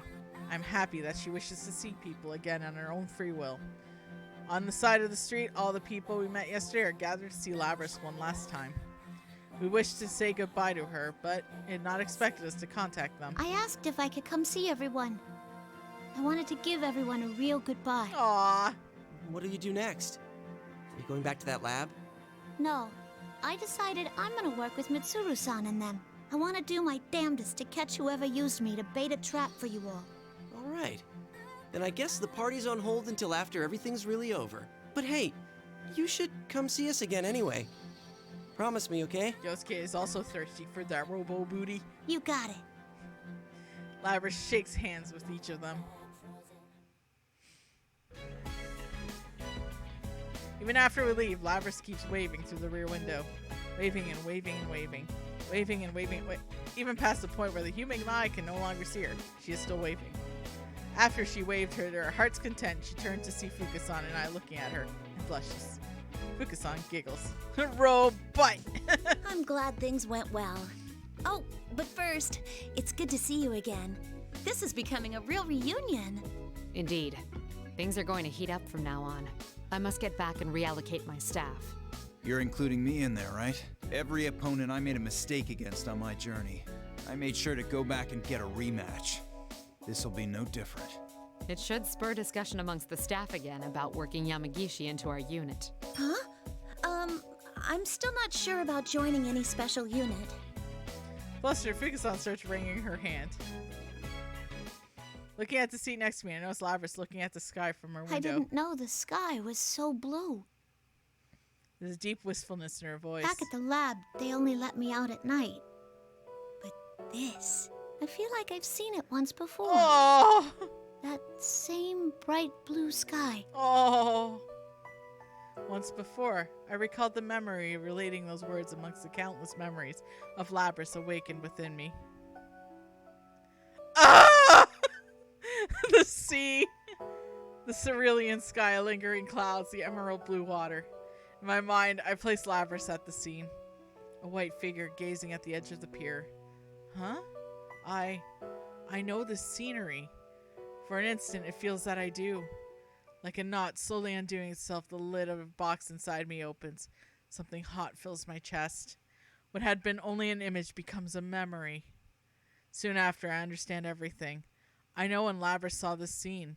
I know what she thought when she saw it. What she wished for. Oh no! This is gonna get me. I see now. Aw, noticing my murmur, Labrys looks at me in wonder. The scenery from your memory was the pier outside of the Yakushima laboratory. Suddenly, Labrys' eyes open in surprise. The date was the final day before you were sealed. You made a heartfelt wish there. Oh. You hoped that your successor would make the same wish to see someone precious to them. And that meeting would take place at the pier. Oh. You dreamed that your successor would be able to go beyond that pier to places you would never be able to see for yourself. And that even if your memories were deleted, your feelings would be passed on to the next generation. Labrys' ruby eyes begin to quiver. My words have unearthed her buried memory. Yeah, that's right. It was at that very place where I met the friends I have now. Oh, my heart. Got me. God damn it. When I was searching for someone, I found myself naturally drawn there for some reason. My memories return to a certain encounter. That day, on that very same pyre, I met him. Butterchuts. My dear I think friend. It was because of your wish. My wish? You mean the thing I wished for that day actually came true? Yeah, it did. Indeed. It stayed alive for 10 years. Oh. Thank you, Labrys. It's because of you that I found happiness. Huh. I didn't know that. My desires. All the feelings I got from the others. They didn't go to waste. Oh, my heart. Tears stream down Labrys' cheeks. I stretch out a finger and then wipe them off. It's already wet from a drop of my own cheek. Siro-san and Fukasan smile at us gently. Fukasan seems a bit teary-eyed herself, as does the person reading this. I gotta thank you, too. You made me remember something important. The tears keep rolling down my cheeks. After wiping her tears, Labrys looks at me, her eyes clear and determined. There's someone I have to find. I need to meet her so I can tell her something. Oh, my heart. I'm about to extend my hand and shake hers, It now seems too distant a gesture, for we are sisters. Instead, I pulled her towards me and looked at her face to face. I'm sure you will. You're not alone anymore. We can search for her together. Yeah. Thanks. As the sun shines down, she gives me the biggest smile I've ever seen on her yet. Oh, god damn! Fighting games making me cry when I should be doing sick combos. God! Whew! We still have one more story to go. Thankfully, it will be a palate cleanser one. Oh, god damn, man. Okay. Okay, one more to go. Glad to God to have the feels to the again. Velvet Room. Oh. This place exists between dream and Best reality. girl, Elizabeth. Mind Let's and go, matter. baby. Wish you good luck.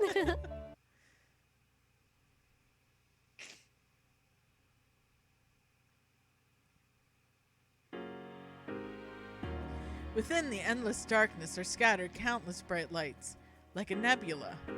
But those lights are not stars. Each one is a light of life, the gleam of a man's soul. This is the world inside people's hearts. A place where every human's consciousness is connected and can be traced to their origin. Every memory since the dawn of man, even those on the ladder of its evolution, slumbers here. Some think of this place as a sea. They may be correct. Depending on how deep you go, you may see the world's endless landscapes and innumerable faces. Where I stand now is one of its furthest depths. A domain that has existed far before life became sentient or even took form. Here, there's only the darkness of death and the radiance of light. I come here at times for a very important objective. Suddenly, a patch of darkness surges unindated. The pitch black substance swells and tar-like consistency quickly takes the shape of a giant arm. My, it's rather stout compared to before. Oh shit, it's the push me pull me monster I fought in the answer. Just as a good evil products of man's heart, there's a negative force here in the Sea of Souls. Tempts man to corruption and destruction. It has it has titties on its butt too. I remember that. Though one person's malice may amount to a little, there are billions of people in the world. It's actually common for a monster capable of destroying mankind to develop without anyone realizing. This is one of them. Though it's only an arm at first, it quickly develops into an enormous human-shaped torso. Titty butt! It roars with resentment, sending shocks through the space where up and down are fluid. The monster raises its enormous arms to tear down the mountains towards the heaven. But it suddenly stops. Something is blocking its movement. I am, to be precise. You might think I'm nowhere in the scene. In truth, even the monster may be thinking that. But I like to direct your attention to the fingertips at the end of the giant arm. Closer, even closer than that. Keep going closer, all the way to the index finger. There. Do you see me now? God damn it! Have I forgotten to introduce myself? My name is Elizabeth. How could we forget you, Elizabeth? Fix my gaze upon the two lights that seem to be the monster's eyes. Twists away and trying to resist. Do you wish to behold death that much? I grab the monster's index finger, and in one motion, I flip its immense body and throw it in the air. Jesus! Monster cries out in agony, and the place quakes again. Oh dear. It seems it won't be easy for one of this size. She just fights monsters in her hobby. I cannot damage the world of everyone's hearts, and I hesitate to make a scene in the real world either. Time for a change of scenery. Open the elegant grimoire in my hand. Large blue magic circle forms behind the thrown monster, swallowing the gargantuan figure. Best part is, I have a 3DS, the Persona Q 3DS, so it's like shaped like her book, like the pattern. I love that thing. I follow it in. Continual turbulent streams of light and darkness flow past the monster and myself. Eventually, I speak up. We will soon reach our destination. Another magic circle appears, altogether different kind of black void that we came from. The monster spat out there, and it collides to the surface. A tremendous cloud of dust rises. I emerge from the magic circle a second and raise it to the air. The horizon beyond the monster, I could see the deep blue sphere. Oh, she just went to space. Yes, this is the moon. Now, I had promised to show you death. Your fate is in the cards. Figure appears behind me, bearing several coffins. The god of death, Thanatos. What do you think? The light of the stars shine off the drawn sword and gleams bewitchingly. Was it to your liking? Well then, farewell. Flings the sword down on the monster's head. Against the fearsome sides, the sword barely larger than a needle, but the sword's merciless sharpness pierces far beyond the blade's length. Monster's body slices apart like wet paper. With a final death cry, the monster slowly dissolves and evaporates to black mist. So what you're saying is if I had Elizabeth on my team during the answer, the boss fight would have been a lot quicker. Cool. A deafening silence returns to the area. To break the quiet, a tune plays on my lips. Velvet, oh velvet. I create another magic circle in the air and step through it. I shouldn't remain long in the world without a real objective. This is not the world I belong in after all. My master has a large nose. I was once a resident of the Velvet Room and served its master. The dark blue clothing I still wear is from that time. All the residents have their roles, but they're also on a journey. We help our guests grow as people. Though we help the help we offer, we come to understand the ultimate question. It's the fundamental question of who are we?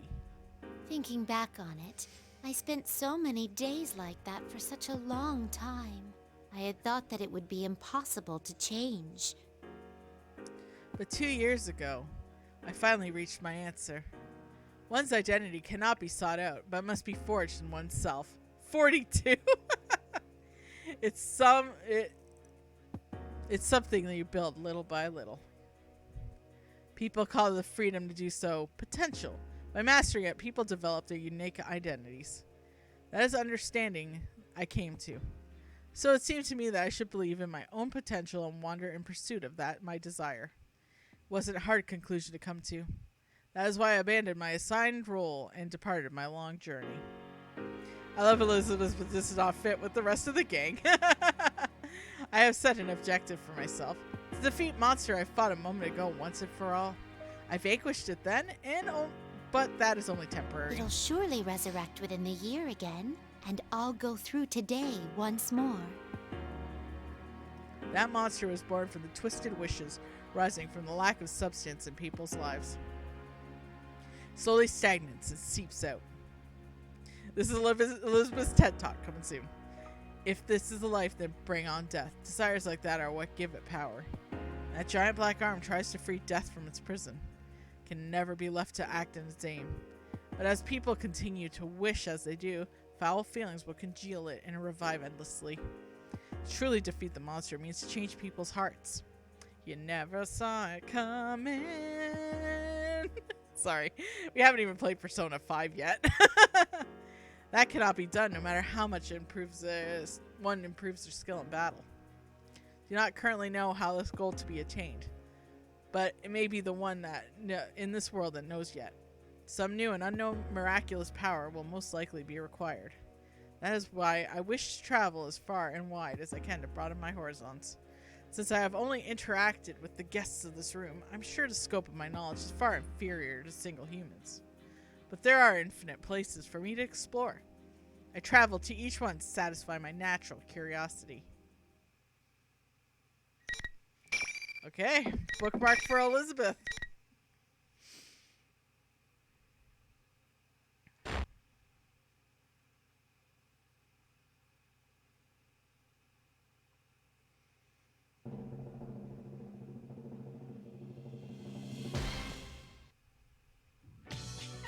Now, that's why I have come here. A double check on the danger scale situation that I just recently discovered. Place my hands on my hips in what I believe to be standing firm. Before me is what seems to be a replica of a building in a real world. I sense multiple Persona users gathering. It's once in a blue moon that one discovers a place like this. I'm sure I can learn some interesting things here, or something along those lines. In any case, I, Elizabeth, can scarcely keep myself from getting involved. For someone with physical form to step into the realm of mind would be for them to enter an even more abstract place in the Velvet Room. Normally it would be impossible, but even if it were to be very dangerous without a firm will.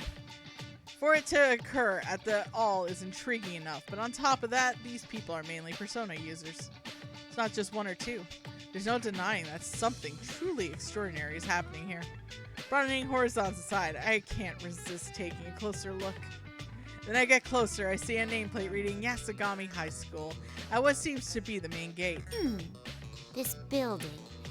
Is it a school? The school building before me looks aged and narrowed my eyes. It seems somewhat old-fashioned compared to the school I have experience with, but it has its charms as well.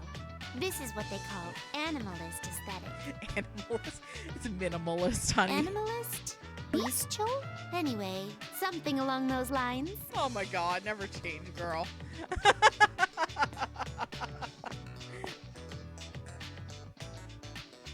There's a bizarre decorations as far as the eye can see inside the building. Was this school always thus adorned? These decorations. Could this be the fabled school festival I've heard tell of? Oh my god. A festival is where one toys with the lives of goldfish in a scandalous game. One can also enjoy a combat simulation with close-range shooting tests using sniper rifle fire into the interior of stalls. Ooh, I'm starting to get excited. Calm down, girl. Calm down. Looking up, I spy a large sign done in vibrant colors. P1 Grand Prix. Could this be a fighting tournament? This isn't why the Persona users are gathering, is it? No sooner do my suspicions arise and I sense the first presence within the school turn towards it. Come, challenger. I wave my arms about in anticipation, but something seems a bit odd. That lady over there, she not a Persona user? Regardless of that, I sense something out of the ordinary. Nah. I close my eyes. I can tell that while she may appear to be a human girl, something about her is amiss. I sense an unnatural disconnect from her memories and consciousness, not seen in most people. Is she truly human? Now that I'm here, I sense a powerful combatants gathering one by one. If such power were to be used as its fullest in clashes of skill, the result could be life-threatening. This place is not meant for such a girl. If she were to be drawn into this, the worst-case scenario. Were I still my old self when I only lived to play out my role, I would leave her be. But I am different now. I make my ways toward the girl. As I approach her, I begin to hear voices. It seems that she is calling herself a student council president. I stride down the end of the hallway where she is walking directly into her view. The girl gives me a slightly questioning look, but no more. She comes towards me guilelessly. Hey, excuse me. You got some reason to be at our school? I'm walking here. Up close, I can tell at once. There's no doubt that this girl is not human. Yet she seems to be under that impression. The original residents of this place seem to believe she is as well. But of course that is impossible. The disconnect I sensed earlier must be related. Could someone have tampered with her memories and psyche? Ooh. No matter how unusual her circumstances, such extreme gaps in awareness are no mere figments of the imagination. It's possible, but normally those with a distorted view of reality have equally distorted emotions. And I do not sense that in her. Her emotions are balanced. Only her memories and awareness fall short, like a corpse de ballet falling behind the soloist. I fix my gaze upon the girl before me once again. If she did not come here on her own will, then the events may be more sinister than I imagined. Are you sure this is how things should be? Huh? What are you talking about? I am a wanderer who only stopped here because I sensed great power gathering. I am in no position to give advice, but, this place will soon be caught in a bit of a fracas. If you continue to avert your eyes from everything, I think it will have an impact on your life in the near future. My life? What you choose is up to you, but I believe there are factors preventing you from making the right choices at the moment. I couldn't bring myself to just stand by and watch as you lost your life before my eyes. That is why I came to you. so I could give you one last chance. She has most likely forgotten who she is. I sense something shining, slumbering deep in her heart. It's the glow of a bond. No one who has been a resident of the Velvet Room could mistake it for anything else. Before she forgot herself, she must have strong feelings about someone or had made a promise to them. But I'll leave it to her to remember what it was. I hold out my Persona Compendium as if handing it to the girl and open its pages. Light streams out from it and washes over her. Light dispels the girl's false image, the illusion that made her seem human, though she is not. Huh? What is this?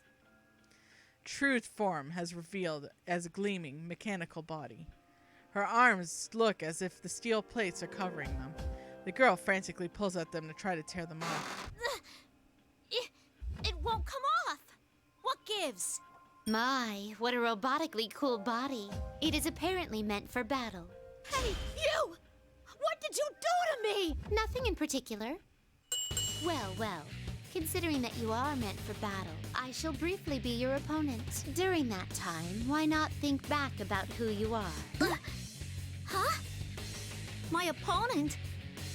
Most likely, I will not get through to her with words alone. Only by being forced into confrontation will she finally be able to understand. She already knows how to use the steel limbs, which she's supposedly never seen before. And away we go. All right, here we go, baby. Bookmark time.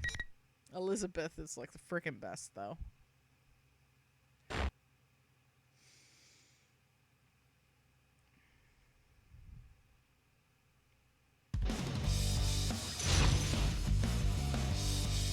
Labrys was born on 420. Finally.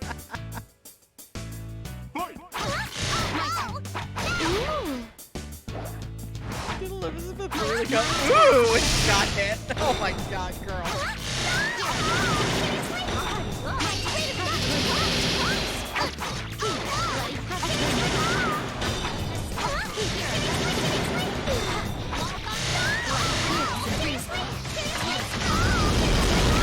Holy fuck! Hey, I can see why Elizabeth was overpowered. Jesus Christ. Oh my god. I felt unlimited power.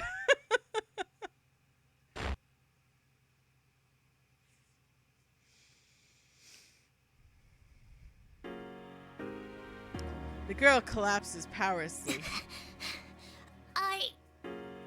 I used a soft touch during the battle. That was soft? She should have sustained no injuries. Probably. Still, the girl does not stand back up. Apparently due to mental rather than physical stress. Her own arms and legs have turned metallic. Yet in the heat of the battle, she was able to use those foreign appendages with ease.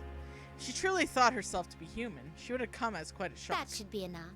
I'm sure you realize now that you are not human. There must have been an important promise that could only be kept in that guise. That must have been your reason for living. Whether it's worth losing that or not, I ask that you give it serious thought. An important promise. My reason for living? Your raison d'etre. Her potential will become unlocked through self-reflection. That is how it happened for me as well. Now, it seems the tumult of trials is about to begin, in which case, I bid you good luck. I close the compendium in my hand. Warm pages rustle as they meet. By the time it shuts, I'm already far away from the girl. In my absence, the illusion is gained in place, giving her the appearance of a human once more. She may consider what happened to be a daydream, and that is quite alright. My intention was to give her an opportunity to awaken to the truth. What she eventually decides is up to her. But that aside, there's something else on my mind. The girl I thought looked human, but wasn't. It was rare for one such as I, an unimaginably long lifespan, to meet someone like her. Yet, she is the second of such a person I've known. The other was the guest of mine once. She too resembled a human girl. I can sense her power somewhere here as well. Most likely she's here for the reasons having to do with the girl I met. What an intriguing event. More so than I had first imagined. Though I came here on a mere whim, the trip may be unexpected fruit. Perhaps I'll discover something important. My interest piqued. Even more now, I decided to go further in. When I do, the bustle of voices reaches my ears. Is that a cheer?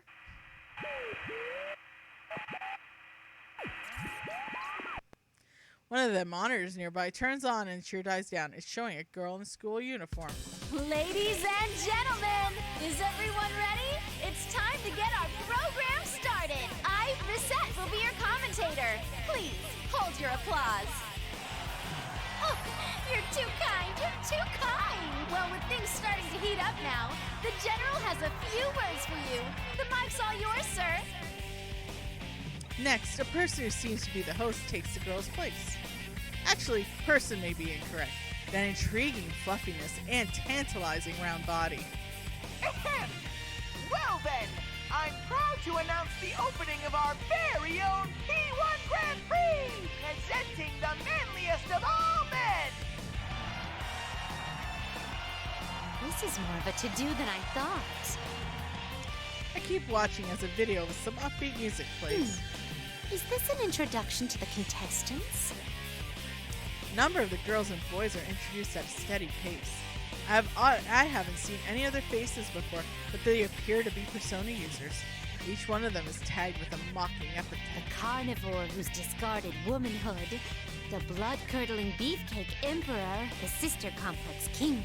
Are these signs of their willingness to cast aside their pride in pursuit of victory?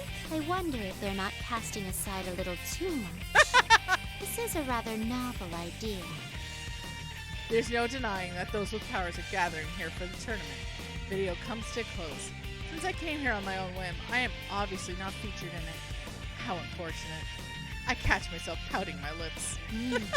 Should I officially enter this as well? Oh, but if the manliest of all men are the ones called for, I cannot participate. Then again, I distinctly spotted a woman or two in the introductory video. Then I shan't concern myself with such trifling details. I shall soldier on. The next time the host appears on the monitor, I will make my entry. If he turns me down, I shall resort to force. Very good. My mind is made up. I begin to walk through the school. Oh no! Hold on, I gotta adjust my butt. Oh god, soon. Ah. Okay. Battles. Oh, where might I find a battle? I look into the window nearby. Aha! Oh my! The host himself is before my eyes. Oh no! Before I realize it, I'm already in motion.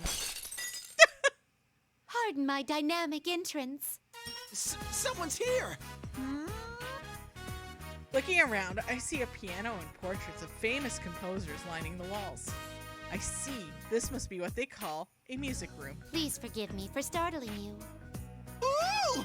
Who are you, miss? I am Elizabeth, a mere elevator attendant, albeit one who is currently utterly neglecting her duties. An elevator attendant? I don't believe it! I'm having culture shock! Oh no, Teddy, no! Put it away! I wish Junessa's elevators had such beautiful attendants too! Excuse me, but may I ask your name? Teddy! Doi! I'm sorry. Would you mind repeating that in human language? I was saying it normally. Teddy is my name, and I'm a proud bear. I see. Teddy Bear. You have a rather creative flair to your appearance. I wish you'd say cute instead. Though hearing a pretty lady like you say so makes my heart skip a beat. Watching him, I cannot restrain my curiosity any longer and prod his soft fur with abandon. Huh? What are you doing? This seems to lack ventilation. How does he breathe in there? Oh, there's a zipper.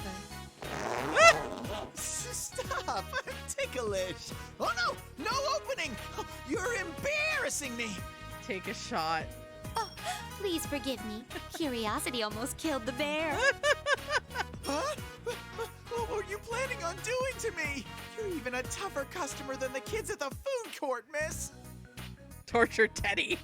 When I step away, Teddy Bear lightly smooths over his fur, tries to regain his composure. Oh, I I had forgotten what I originally meant to ask because of your fine coat of hair. Make Teddy suffer. Teddy Bear, though I am a woman, I wish to partake in this Grand Prix. Huh? I can't help you with that. Oh, but are you not the host shown in the introduction video? It's all a huge misunderstanding. That guy's an imposter. Won't you hear me out? It seems he's faced with some kind of dilemma. I decide to lend an ear to Teddy Bear. He animately describes his circumstances, but his arms and legs are too short to illustrate his point. His mannerisms are so peculiar that understanding is an uphill battle, but in the end, I grasp the basics. I see. So you realized that something was amiss and came wandering in here yourself to investigate. But you fell into the imposter's trap and couldn't do a thing until a moment ago. You have my deepest sympathies. Do I really? Anyways, everyone else is on the contestant list while I get the cold shoulder. Is that so? Then, since we are both outcasts, let us participate of our own accord. Our own? May I request a match from you? That makes no sense at all. What do you mean? Ooh, maybe a hot and heavy struggle with all kinds of clinches and holds? I'm gonna murder this bear. A one-on-one battle to the extreme. That makes no sense. Wait a second. You look a lot stronger than me, miss. Oh, don't be so modest. No, I'm really not. I'm very sorry, but the deadline for submitting a forfeit notice has expired. Yes! You're not sorry at all. There are things I can't do, you know. Oh, but on the other hand, if I can try scoring with you later, I might rethink this. Scoring? I do not understand the term, but if that is your stipulation, why, I accept. Ooh, you accept? Woohoo! I'm ready to go whenever you are. That is, if you're still alive afterward. Well then, here goes. Your fate is in the cards. Teddy just realized he's gonna die. I take my fighting stance. Settling matters through the show of force is simple, straightforward, and so beautiful. Especially when Teddy's suffering.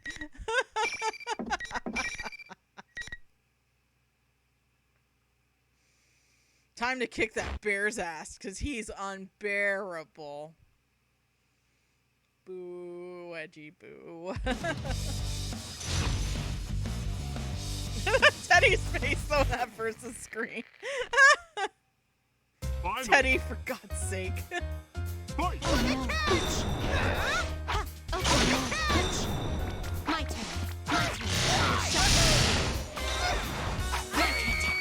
My attempt. Oh no. Please don't. Well, we can all agree though that Elizabeth is best.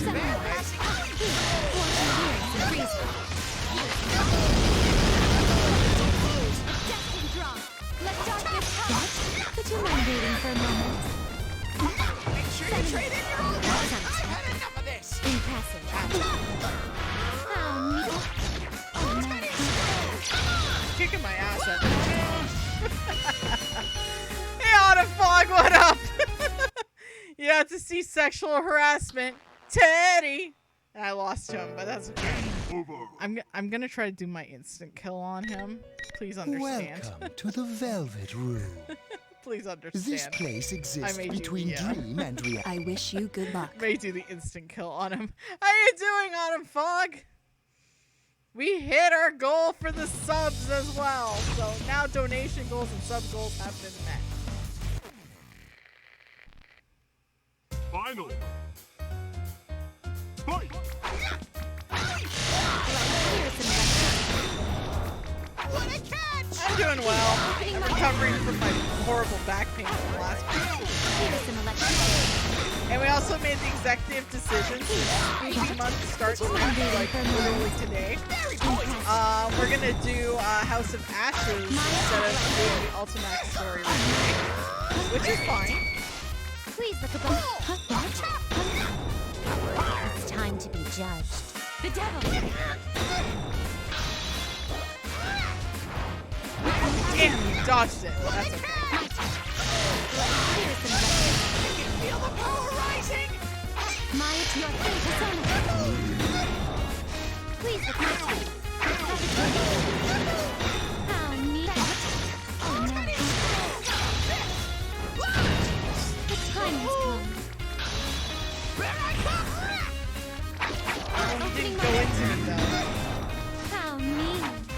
My attack is frozen. Just know I attempted to murder Teddy twice during this fight. Just let it be known. I did my best.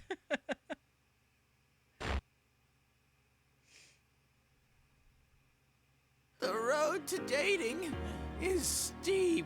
Ugh. Dead. With an exaggerated groan, Teddy Bear collapses. Or rolls down, to be more precise. Let's get some dursts for Ted's rolling. Teddy Bear, you truly are an intriguing creature. Hearing this, Teddy Bear springs to his feet. Are you interested in me? Though you aren't human, you fight against your fate and wish to be with humans. Got a Humpty Dumpty Sonic thing going on. I have witnessed one other case who bore such a fate in the past. Huh? You made a choice and decided how you wish to live. That is marvelous, Teddy Bear. Marvelous? Me? Does that mean you're still okay with me trying to score with you? That is not what it means. Shot down. Teddy Bear loses his balance for some unknown reason and falls over. No! The way you shoot down my attempts reminds me of Yuki-chan. Yuki-chan? Is this an acquaintance of yours? Yuki-chan is a very precious friend of mine. You have friends. Actually, everyone who is in that video are my friends. But I can't forgive them for having all the fun. I'll make them buy me a tasty treat for this. I see. May I ask you something? Who would you consider the strongest among your friends? Well, Sensei, of course. He's the manliest of all men. You have friends, I know, right, Autumn Fog? Sensei. If I recall correctly, that is the name of a governing class within a school, wielding the power of life and death over its students. Yes, that does indeed sound like the name of a strong warrior. Sensei's our leader. He sounds strong, but he seems to be unconnected to the former guest I'm searching for. But as Teddy Bear speaks of his friend called Sensei, he wears a beaming expression. They must be connected with a truly strong bond. Inwardly, I am surprised. Though he is adorable, this teddy bear is most likely used to be something similar to his shadow. I'm very curious about anyone who could form a bond with such a being. Thinking about it that way makes me interested in him as well. Oh, that was quite helpful. Thank you. Once the tournament's over, you should come hang out at Juness sometime. Juness? It's a place where Don Yosuke and I work. It's huge. You can eat food there, and they have candy, toys, and sexy bikinis too. Sexual harassment. Teddy. What a paradise on Earth. It seems there is still much I do not know about in your world. Well then, if you'll excuse me, I must get going now. Be careful! I bow politely. Teddy Bear waves back with a big smile.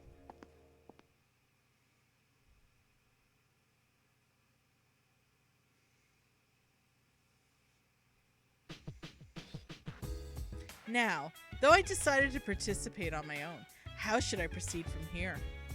I don't have a good understanding of this building's layout after all. I tried going in and out of the building to test various paths. I don't get anywhere. It may have come to this. I rear back my head and inhale deeply as I can. Bring out the next opponent. No one heeded my call. I suppose repeating that line isn't enough. My shoulders sag slightly, and I concentrate on the area nearby. I sense an unexpected presence. Ha! There is someone closer by than I had expected. What a reunion this will be. I'm starting to feel tingly. There's no need for me to keep searching for opponents since one is already nearby. I trace the presence and proceed down the hallway. When I reach what appears to be an entryway, I can hear what sounds like voices quarreling. One of the voices is Teddy Bear, or rather, the sham host, General Teddy. Woo-hoo-hoo-hoo! What a fight! No wonder you're an anti-shadow weapon. I take no joy at all from your praise. As I move forward, I find myself breaking into a run. Soon afterwards, the voice's owner enters the field of vision. Just as I thought, the unmistakable figure. She is a guest I hosted in my life as a resident. If I recall correctly, her name is Edgey. Upon closer inspection, she is aiming her weapon at General Teddy on the monitor. Pointing your weapon at a monitor is very scary. But anyways, your next opponent is... Ah! If I don't act now, the match will start without me. I must prevent General Teddy from speaking at the time until my business is complete. Again, before I realize it, I'm already in motion. Oh no! Pardon my bold entrance. Huh? Oh, the monitor's completely shattered. Who would do such a thing? A strange intruder has shown up. Oh my. I thought we were having a touching reunion. How unfortunate that you would refer to me as a strange intruder. A reunion? I don't recall ever meeting anyone so odd. She who governs power. Does that ring any bells for you? Huh? Wait. Are you the one I met in that blue room then? Your entrance just now was very different from how I remembered your behavior, so I didn't recognize you. But you're Eridanus' son. No. Elixir? Oh no! Erengi? In any case, I never dreamed that I'd meet you here. That goes for myself as well. It's been a long time since I saw you. But why are you here? What about your duties of governing power? I am currently in gross abandonment of my duties. I love that she's bragging about it. That was a very straightforward answer. Considering the circumstances here, I'd like to test your strength as well. I excitedly flip through the pages of my compendium. What? Please, wait a moment. Does that mean you wish to fight me? From what I've heard, in certain cultures in your world, one lets one's fists do the talking. My job, it is shit. Perhaps you could think of it as a sporty, modern, and extreme way of greeting one another. I don't understand at all. You seem to have become strong beyond all recognition. I'd like to see your power for myself, to broaden my horizons. Will you grant my shameless request? I still don't understand. But does this mean your wish will be fulfilled if I agree to fight you? If that's really what you want. Will you mind if I don't hold back? I couldn't ask for anything more. I, Elizabeth, will fight you with all the strength at my disposal. Now, let us begin. Settling matters through the show of force is simple. Straight. Pardon me. I said that once already. Elizabeth is the frickin' best. Holy shit. I would love to play like an offshoot Persona RPG of just her journey into madness. Like her figuring out how to say buttercuts. I would love that.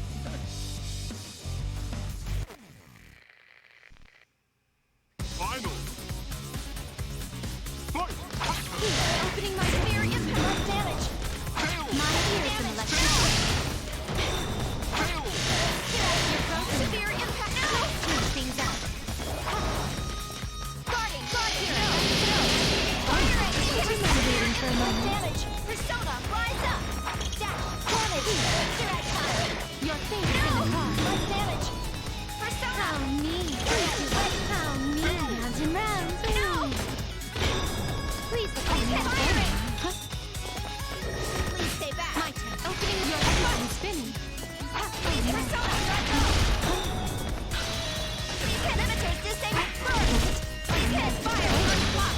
Oh Go. the time is Damage. No. Severe impact. Damage. Evaded. My turn. Round and round. Boom. Got her. Yeah, I think I'm supposed to do something after that when I proc the insta-kill, but I'm not sure what.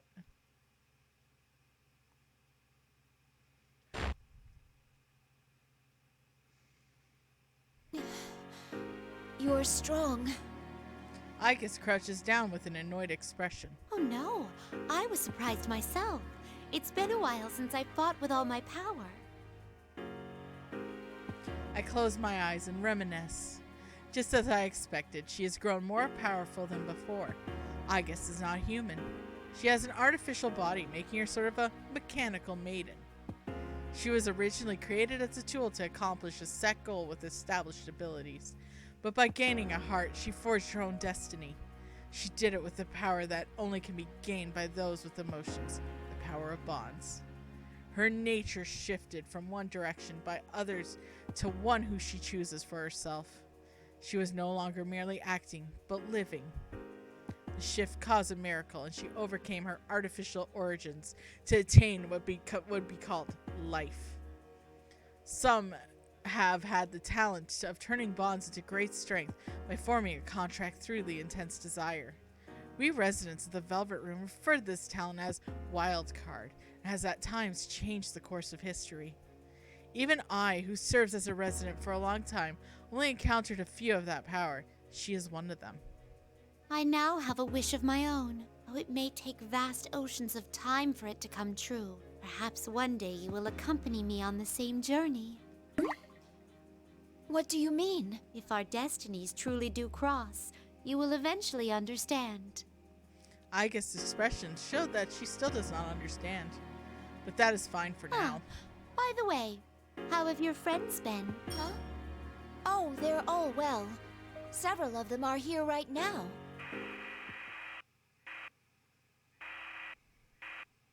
Suddenly, a staticky voice echoes from the broken monitor speaker, interrupting our conversation. It seems I was not through with my destruction. Testing. It's finally getting through. Hey, you! The one who's not on the roster! Who are you? Why are you gumming up the works? It's that bear. If you keep messing with my Grand Prix, I'll make you... I snap my fingers of my right hand with a flourish. The speakers explode. I'm sure the announcement would bother us no more. It seems I have finally finished it off. Oh my! Flames have suddenly burst from the speakers. How dreadful. I love her. That was 180% your doing. Such repeated meddling. It seems I have a bit of a score to settle with the host, too. Well then, I will be going now. Please be careful. Oh, wait. There is a rule in this tournament against the loser of a fight moving on. Is there? Well, considering that I entered myself into the tournament, I do not think you count as a defeated contestant. That is only conjecture, though. You entered yourself, yet you're going to settle a score with the host for complaining about you? Huh. Details. Oh my god! I smile cheerfully in return and leave the area. Ah, truly, that was one of my better smiles. I cannot believe that even Elizabeth's son came to this world. That's it! Her name was Elizabeth's son. I finally remember.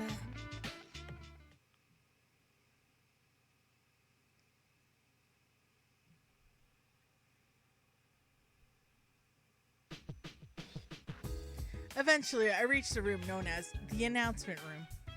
When I approach the door, I sense power from within. It seems the real host is here, not some monitor. I haven't encountered a Persona user known as Sensei yet, but thinking about it, I would expect him to win his matches until reaching here. Maybe easier to wait than to search aimlessly for him. Upon closer inspection, the door is slightly open. There are people inside. I sense 2. No, 3 people. I cautiously sneak up to the door and peek inside. What a shame. You gave it a try, but there's no way anyone would understand you. Huh? That is that teddy bear imposter. The student council president is here too. It seems the false teddy bear's tone is much harsher than before. Has he been meeting with difficulties lately? When I look again at what's inside the room, the sinister aura swirls around General Teddy. A surprising transformation occurs. His silhouette reforms into a shapeless lump and resolves into a figure of the student council president girl. I am Shadow, the true self. Goodness, that false teddy bear was actually the girl's shadow. I see. It's true that suffering to this degree could cause a shadow to go berserk and affect its surroundings. The girl's true appearance has already been exposed. It seems she finally was able to face her original nature. Surprisingly, the enemy is forcing the illusion upon her was her other self. I'm glad that she has awakened her true self, but this is shocking and drastic turn of events. At least one of them has to understand how I feel. Isn't that what you thought? The important part is that it's all your fault. That's not true. You want the everyday boys and girls to experience what you had to go through. You want to see close friends fight for their lives against each other.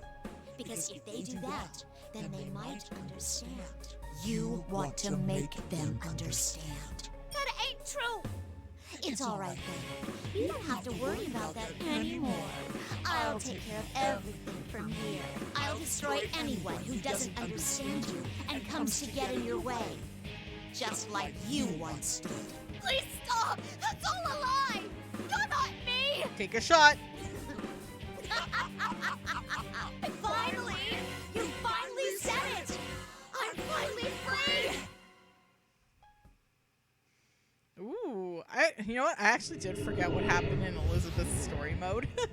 So all this is like kind of new to me. The power! Unlimited power! I had to get one more Palpatine in there. Papa Palpatine.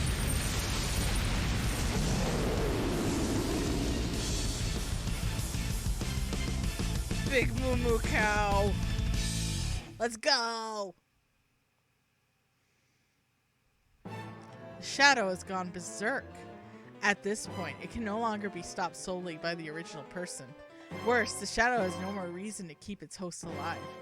If this continues, but the third person storms into the scene just as I'm about to intervene. Labrys! It is a young man in a school uniform. For a moment, I am utterly captivated. What powerful fire he has in his eyes. On the second look, I recognize his face from the video. As I recall, his name was Kingpin Yu. No, that's not right. Sister Complex Yu? No, that sounds even further from his actual name. Narukami. That's right, it's Yu Narukami. I won't let you hurt her anymore. If you're gonna keep rampaging, I'll fight you. Fine! Then you'll be the first to die! The shadow's attack hurtles towards the young man. But he does not flinch and takes a fighting stance after smoothly evading it. Seeing his heightened determination, I detect a distinct presence about him. That young man is a Persona user too. Ah, and that's not all. This sensation is similar to when I encountered Aegis. Could his powers be? There's no doubt about it. It's the same as hers. He too is a Persona user who's awakened the talent that is of the wild card. The shadow launches its next attack to the young man. The battle axe it brandishes is a cluster of steel as long as she is tall. If he truly can wield these powers, he must be able to stop such an attack. This is not a sure thing. This opportunity cannot be missed. This time, I enter the room and step between the two. What? Pardon me as I interrupt this scene. Who are you? You! How? I set up walls so you couldn't pass through. How did you get here? So you couldn't pass through? What is she referring to? Oh, could it be those invisible walls I bumped into from time to time?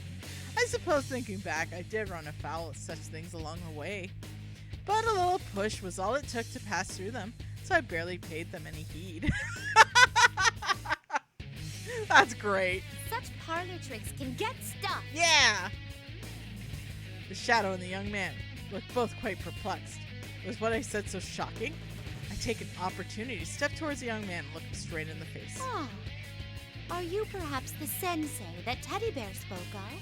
Someone who has awakened to the power of the wild card through Velvet Room's guidance. What? Wait, that blue outfit. Who are you? A flash of his smile and turned my gaze towards the girl collapsed nearby. I believe he called her Labrys a moment ago. I see. I feel that I have a good grasp on the situation now. Then can't you tell you're in the way? Get out of here! I cannot do that.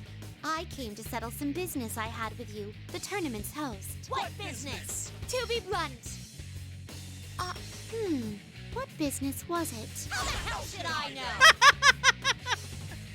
That was harsh. It turns out that I do not care about such trifling details after all.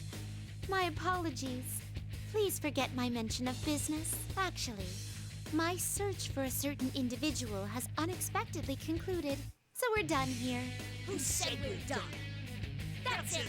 I'll kill you where you stand. I wouldn't recommend it. If I may be so boastful, it would be a battle you stand no chance of winning. What? My words must have been so humiliating that the shadow's face flushed red as it groped for words. I ignored it in order to speak to the young man. It's nice meeting you, by the way. I am Elizabeth. Would it ring a bell if I mentioned that I am the one who governs power? You mean like Margaret? Oh, do you know my older sister? I see, no wonder. Stop ignoring me, bitch!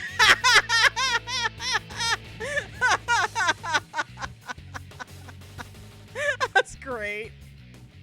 I shield the young man behind me and turn towards the shadow. Please wait a moment.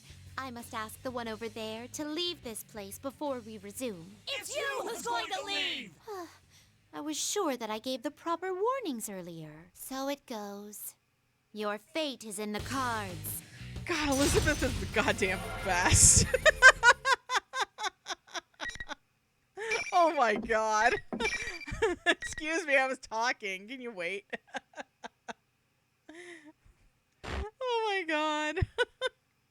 That was so good. Oh, what a good palate cleanser episode after like getting all teary-eyed and sad at Ike. It's be gone. Finally. Your what's that about? My attack. What you have, some? Pardon me. How mean. Oh no. Is this the extent of your strength? Oh, check your moveset. Give me a minute. Oh, when opponent is attacking. Okay, that's how it works. Please don't hold back. Run. It's gonna hurt. Oh, I'm attacking. Okay. How mean. That's a freeze. How mean. Now get. My turn. My persona. My attack. Fortune, you're frozen. You will see.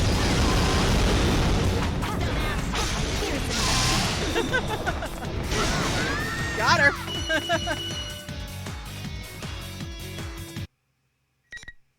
Yeah, let's put that bookmark.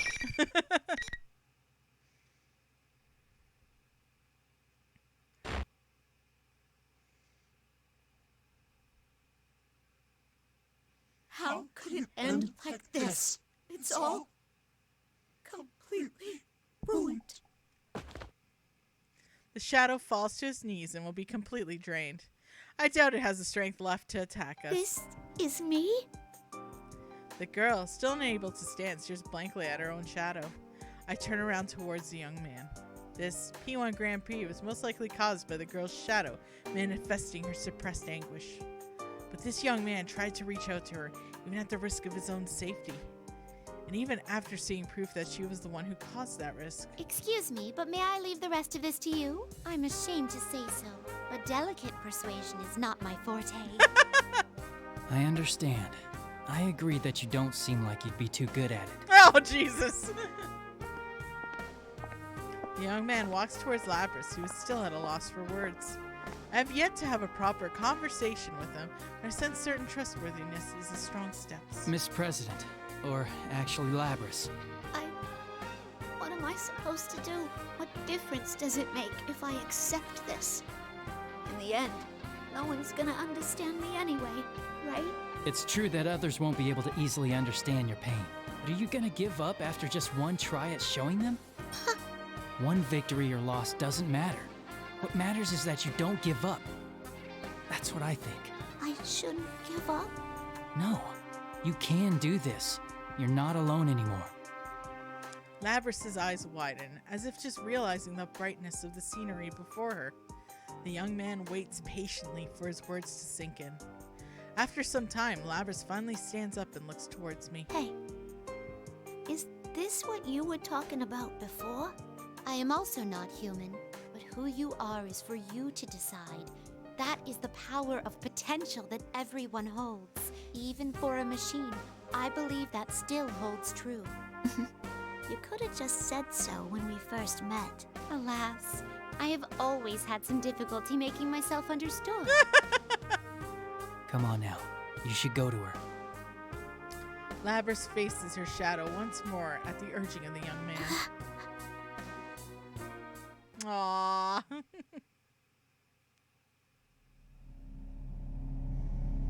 Look at that. Elizabeth did good, everyone. I'm sorry I ignored you all this time. I was the one who left you all alone.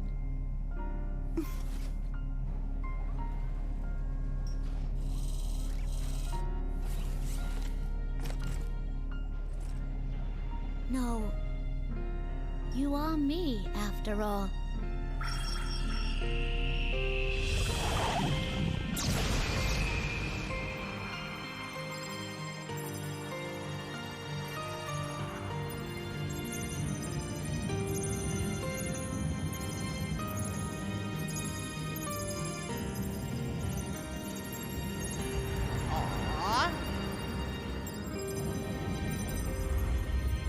Agus's persona has fully awakened.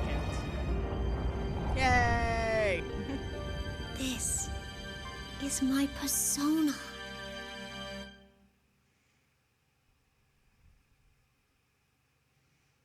Congratulations! Yeah, you did well. Thanks. There's no need to thank us. It was all you. Seeing Labrys smile, I can't help but grin as well. But her relief only lasts a moment before the strength drains from her body and she stumbles. You have to wonder how different attendants handle this situation, right? Labrys! The young man hastily catches There's her. no need to worry. She must have reached the limits of her stamina. He props the unconscious Labrys down against the wall. The strength that binds hearts together. No matter how many times I witness it, its beauty never fades. May I borrow some of your time? The young man looks over his shoulder in surprise, but when our gazes cross, he turns as if understanding. Are you a resident of the Velvet Room too? Well, in a way, I have abandoned my duties at the moment in order to see through a desire of mine. What did you want with me?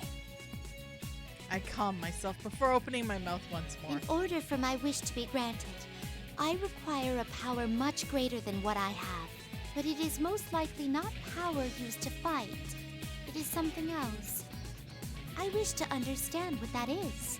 The power of the wild card that changes bonds into strength. I have a feeling that the key lies there. I don't really understand. Put more bluntly, I wish for you to show me your potential. The young man considers everything I said and eventually sighs before responding. I get it now. You don't mind? Would you back down if I said no?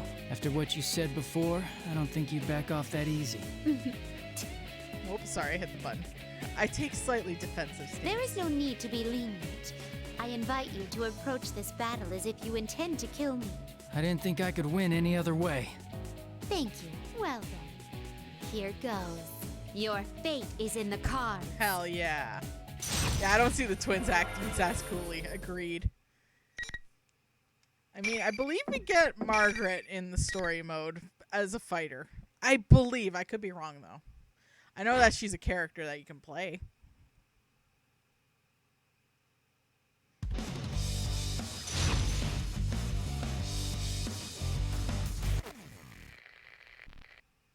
Finally!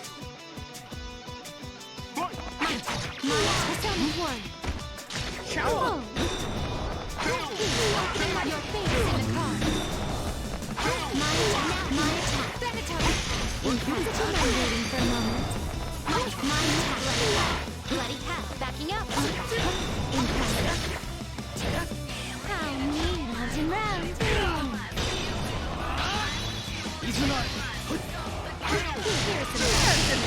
Okay, whatever. My turn. How mean. I was supposed to attack you. You did. It didn't. Okay. To be known, I tried to kill him. Damn. Damn. That was a good combo. That was good combo. Edgey did combo. Edgey did combo good. She's so strong.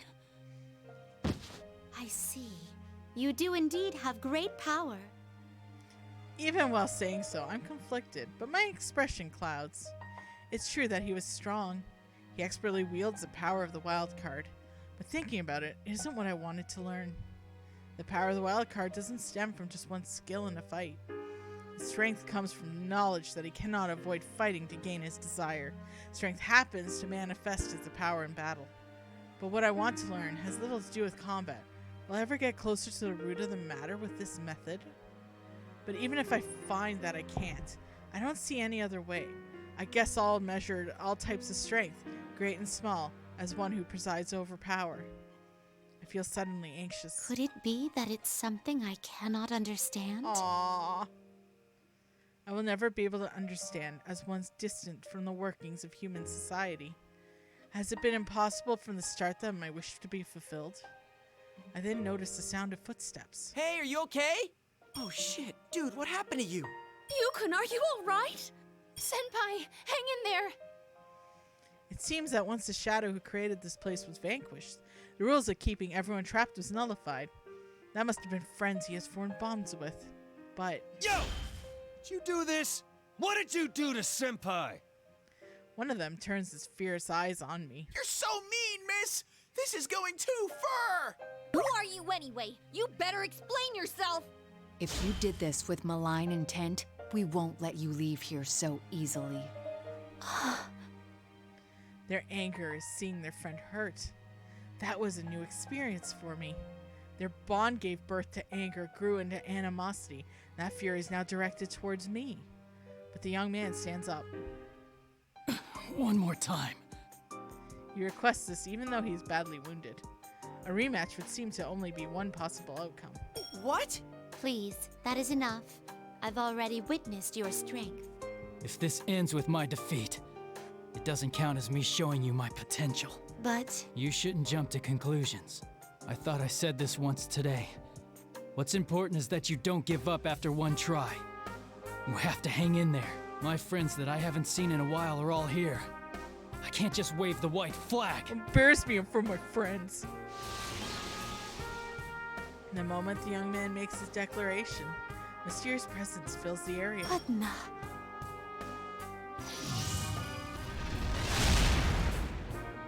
The presence surges with power and creates a whirlpool of light around him. Within the light, the young man's determination drives instantly rekindled. What is that power? Is it the wild card he holds? Then, notice the young man's friends are standing behind him in support, all of them fixing their gazes on me as I stand perplexed. The bond that they share is very close as echoed in their eyes. I suddenly feel as if I'm confronted a fearsome giant. I cannot believe I am seeing this. I find myself starting to back off. My footsteps are unsteady as I go. A small dip in the floor behind me, no larger than a fingernail, throws me off balance. Surely I'm about to fall. But then, unseen arms catch me. Are you alright? You're... The contrast to my utter bewilderment, she wears a calm smile. When I turn back to the young man, the surge of power is already dissipated. I catch myself sighing in relief.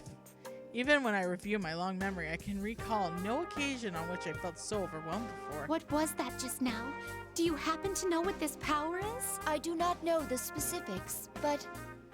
Agus also turns a gaze towards you and his friends. That must be the power of their bonds. The power that stems from not being alone. I don't know why, but I feel like I understand when I'm watching them. The power of not being alone. The power they all share isn't just his. Did their strong bond turn his determination not to lose into an instant recovery for him? I'm suddenly reminded of the conversation I once had with my sister. If something is impossible for them to accomplish alone, they will work together. His friends have even worked miracles at times. Friendship for eternity, yes! Dragon Sound was right! Those were the words I spoke to her. What's important is that you don't give up. Just say power of friendship. We know you want to. It's a cliche to hear, but its wisdom is profound. I dismiss the potential of judging my standards. I almost gave up in the same way, thinking I would be unable to understand, and he refused to allow that. His power proves that in not only one standard. It is truly the strength found in numbers. So this is a bond.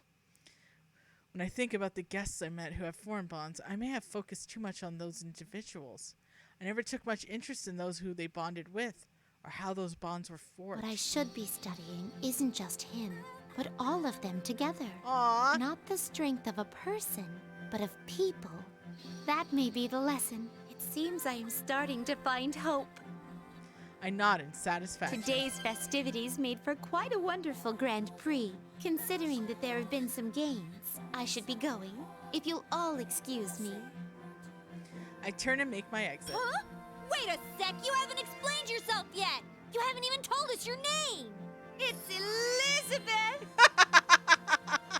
Hey! Back here! What are you all happy for? Who was she? Well, the odds are low that she was the mastermind behind this case. Enough about her! Senpai's more important. We'll get you out of here in no time, so hang in there, Senpai. Teddy, get a stretcher ready. What are you standing around for? Move! Yes, kill him. Guys, I'm not exactly critically injured, you know? I think it's wonderful. You're... Seeing you surrounded by friends reminds me of a certain someone. Butter chuds. a certain someone? There is no need to worry, everyone. His wounds are not serious. He is merely exhausted. Oh, thank goodness. Wait, who are you?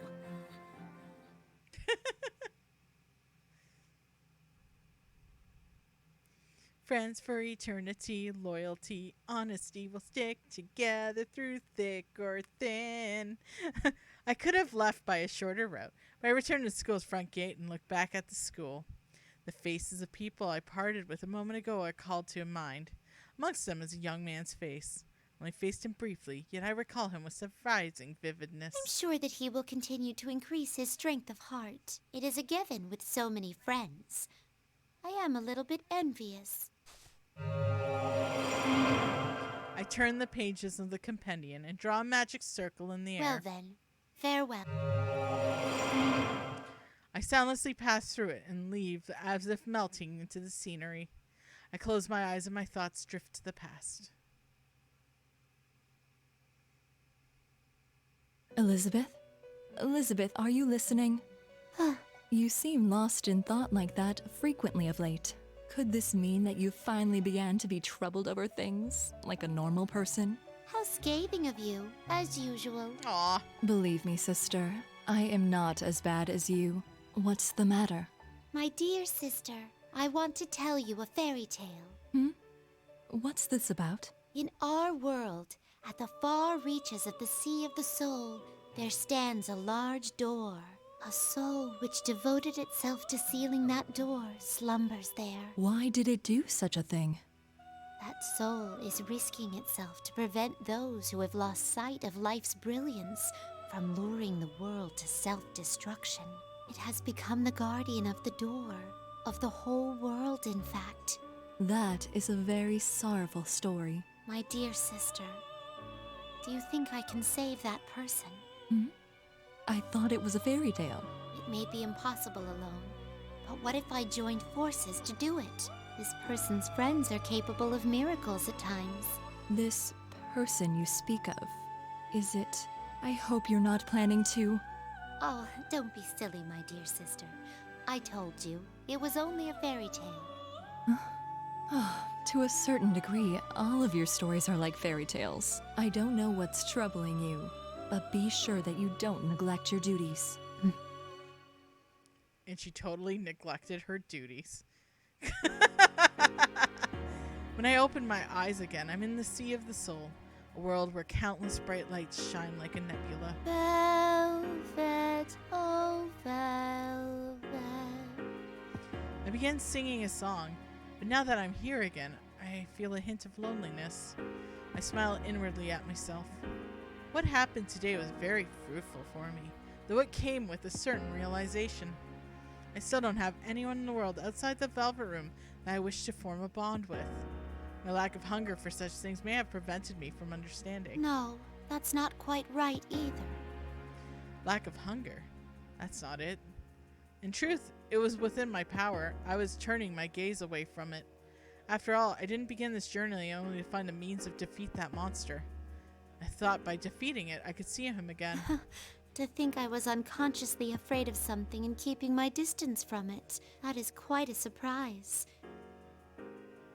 The mechanical girl, the young man today, the old guests all have their own desires and resolve from that start. I should make myself just as resolved as I am to achieve my desire as well. I will face it unblinkingly and accept it.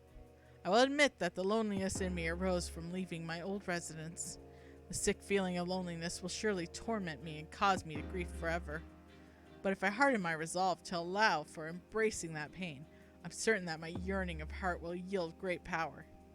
Bonds, the other half of being alive, along with death. Just as death gives life to shine, I'm sure loneliness will shed a new light in question of bonds. That is when I obtain the power of bonds in its truest sense. Certainly, I will not achieve that miracle alone. Though I cannot defeat that monster now, I may in time gain the power to truly erase it. He must have felt that hunger as well. That is why he tried to protect his bonds with his life, leading him into the universe. I smiled to myself again. As one who leads others, I have only now gained enlightenment about the true meaning of bonds. And at that moment... Oh, shit! A single card drifts down before my eyes. Oh! Hovering before me like a butterfly fluttering its wing is a card of the Fool. It bursts into pearls of light in my hand. To think the day would come where I would behold my own arcana and not that of a visitor's. Oh! The Fool. It represents freedom, purity, possibility, and the beginning of a journey. It may be that my journey has finally truly begun. The Fool. Well, I am aware that I still do foolish things. I give a wry smile and look up. My gaze is fixed on what lies ahead. It is an enormous door that looms like a small mountain in the center of the void. Please wait for me. One day I shall surely see my wish come true. Butter chuds! I briskly turn my heel away from the door. My walk begins. Velvet, oh velvet. My bright song will no longer have a mournful undertone. My master has a large nose. I have yet to determine a sure path, but no assurance that my wish will come true. Whether those I encounter today will truly share something with me isn't certain either. But I have hope now, and that is what lets me go on. This time I can head towards the future, a desire without losing my way. Oh, Elizabeth! This is why I want an offshoot game of Elizabeth Adventures, because she got her own arcana. Oh, we did it, everyone. I just did a big stretch. It actually unstiffened my back. It was great. We did it. We finished the Persona 4 Arena Story Mode. That was a hefty beast. Holy shit. I forgot how hefty this story mode was. Because this is a hefty boy. I'm gonna let the credits run before I leave, because you know what? We have to have a sit down and talk. Elizabeth needs her own game. Absolutely. Especially now that we've seen she started to form bonds. The start of the journey. She might be the wild card, you know? Thank you for streaming it. No problem. Yeah, Ultimax on hold only because it's spooky season, so we're gonna do House of Ashes first. Oh, there's a titty butt. Push me, pull me, monster. Yeah, we're gonna do House of Ashes just because Spoopy Month has begun. But I'm thinking House of Ashes should take at least 2 to 3 streams for sure. I know it's a little longer than Little Hope, but it should be about that. But yeah, my god, this was fun to replay. I forgot about a lot of stuff. Like, again, Especially Elizabeth's story I forgot about. But God, that felt good seeing her get her own Arcana. Best character. Got to cry. Labris, I like Labris a lot, so she was a good addition. And we'll see her again because we got Ultimax, but that's just not it. So what I'll do is when House of Ashes finishes, we'll just do a vote for the next game right after that. And then that way, we'll be ready for Ultimax. Because Ultimax will probably be like at least 3 to 4 streams, give or take. Just because I saw someone post the full story mode and it's about 6-7 hours. So that's about like 2 to 3 streams. So I think we're good there. But yeah, I think after House of Ashes, we'll do the vote. And we'll go from there. Sounds good? Sounds great. And I forgot that this song was from this game, which is pretty cool. Because in the dance game, it's one of my favorite remixes. Which is kind of funny. But we'll add the dance game eventually, because we do have to do that story mode, because it's also canon, which is really funny. Ready for the spoofs? I am ready for spooky season. Spooky season will start, well, not even next weekend or the weekend after that, because we got the 12-hour stream on the 15th. So, yeah, that one's going to be crazy. Oh my god. You know what I might do? I'll start House of Ashes on the Friday, the Thursday or the Friday of the week of the 15th, just so that we can kind of get started for spooky season. Let's do that. Because I'm going to keep next week a little light since I'm going to be going to my parents' place for the weekend. Of me right now. Now I know. Yeah, I think I'll do that. Yeah, let's do that. Let's stay safe and do that. Okay, cool. Yeah, I'm going to lose like half the spooky season. Huh. Would anyone have any qualms if I... No, if I start it next week... No, I'm going to keep next week light. Yeah, you know what we'll do? We'll start it on the 13th or the 14th, and then we should finish it by the 29th, actually, so that shouldn't be too bad. That shouldn't be too bad. Okay, never mind. We're good. We're good. You know what? I think I'll do it on the 13th. Give myself Friday off so I'm fully prepared for the 12-hour stream on the Saturday. Okay, that works. That works. Don't you just love these live sessions of figuring this shit out?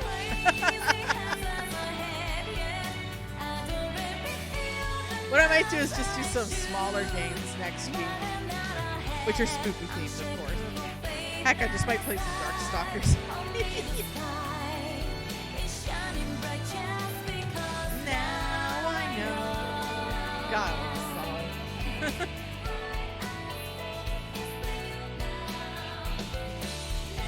Junus dance, let's go! I mean, even though it's not up for a list refresh, because our next voting will just be God of War original, Digital Devil Saga, Yuru Kills, and I'm forgetting someone. Soul Hackers 2. So that's gonna be our list. So once we get down to 2, that's when I refresh. So it'll be a while. I think people are good with changes. Yeah, we're just figuring stuff out.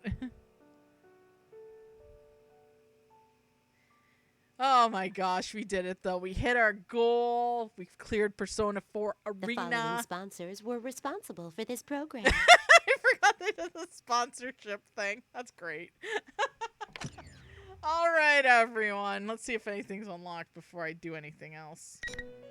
Teddy's commentary is now available. You can select the option box. This place exists between dream and reality. 99%. Mind and matter. Now, I think it's me losing that I get that. I'm not going to get that last percentage. Fuck that. All right, everyone. Thank you so much for hanging out on this crazy adventure of back pain and horror. I'm just gonna quickly check Twitch for a second.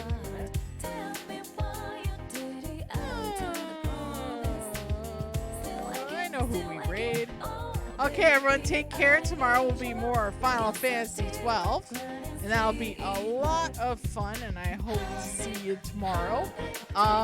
Spoiler alert: I have been grinding, so my characters are a bit beefy. Oh shit! Right, I can't raid right now.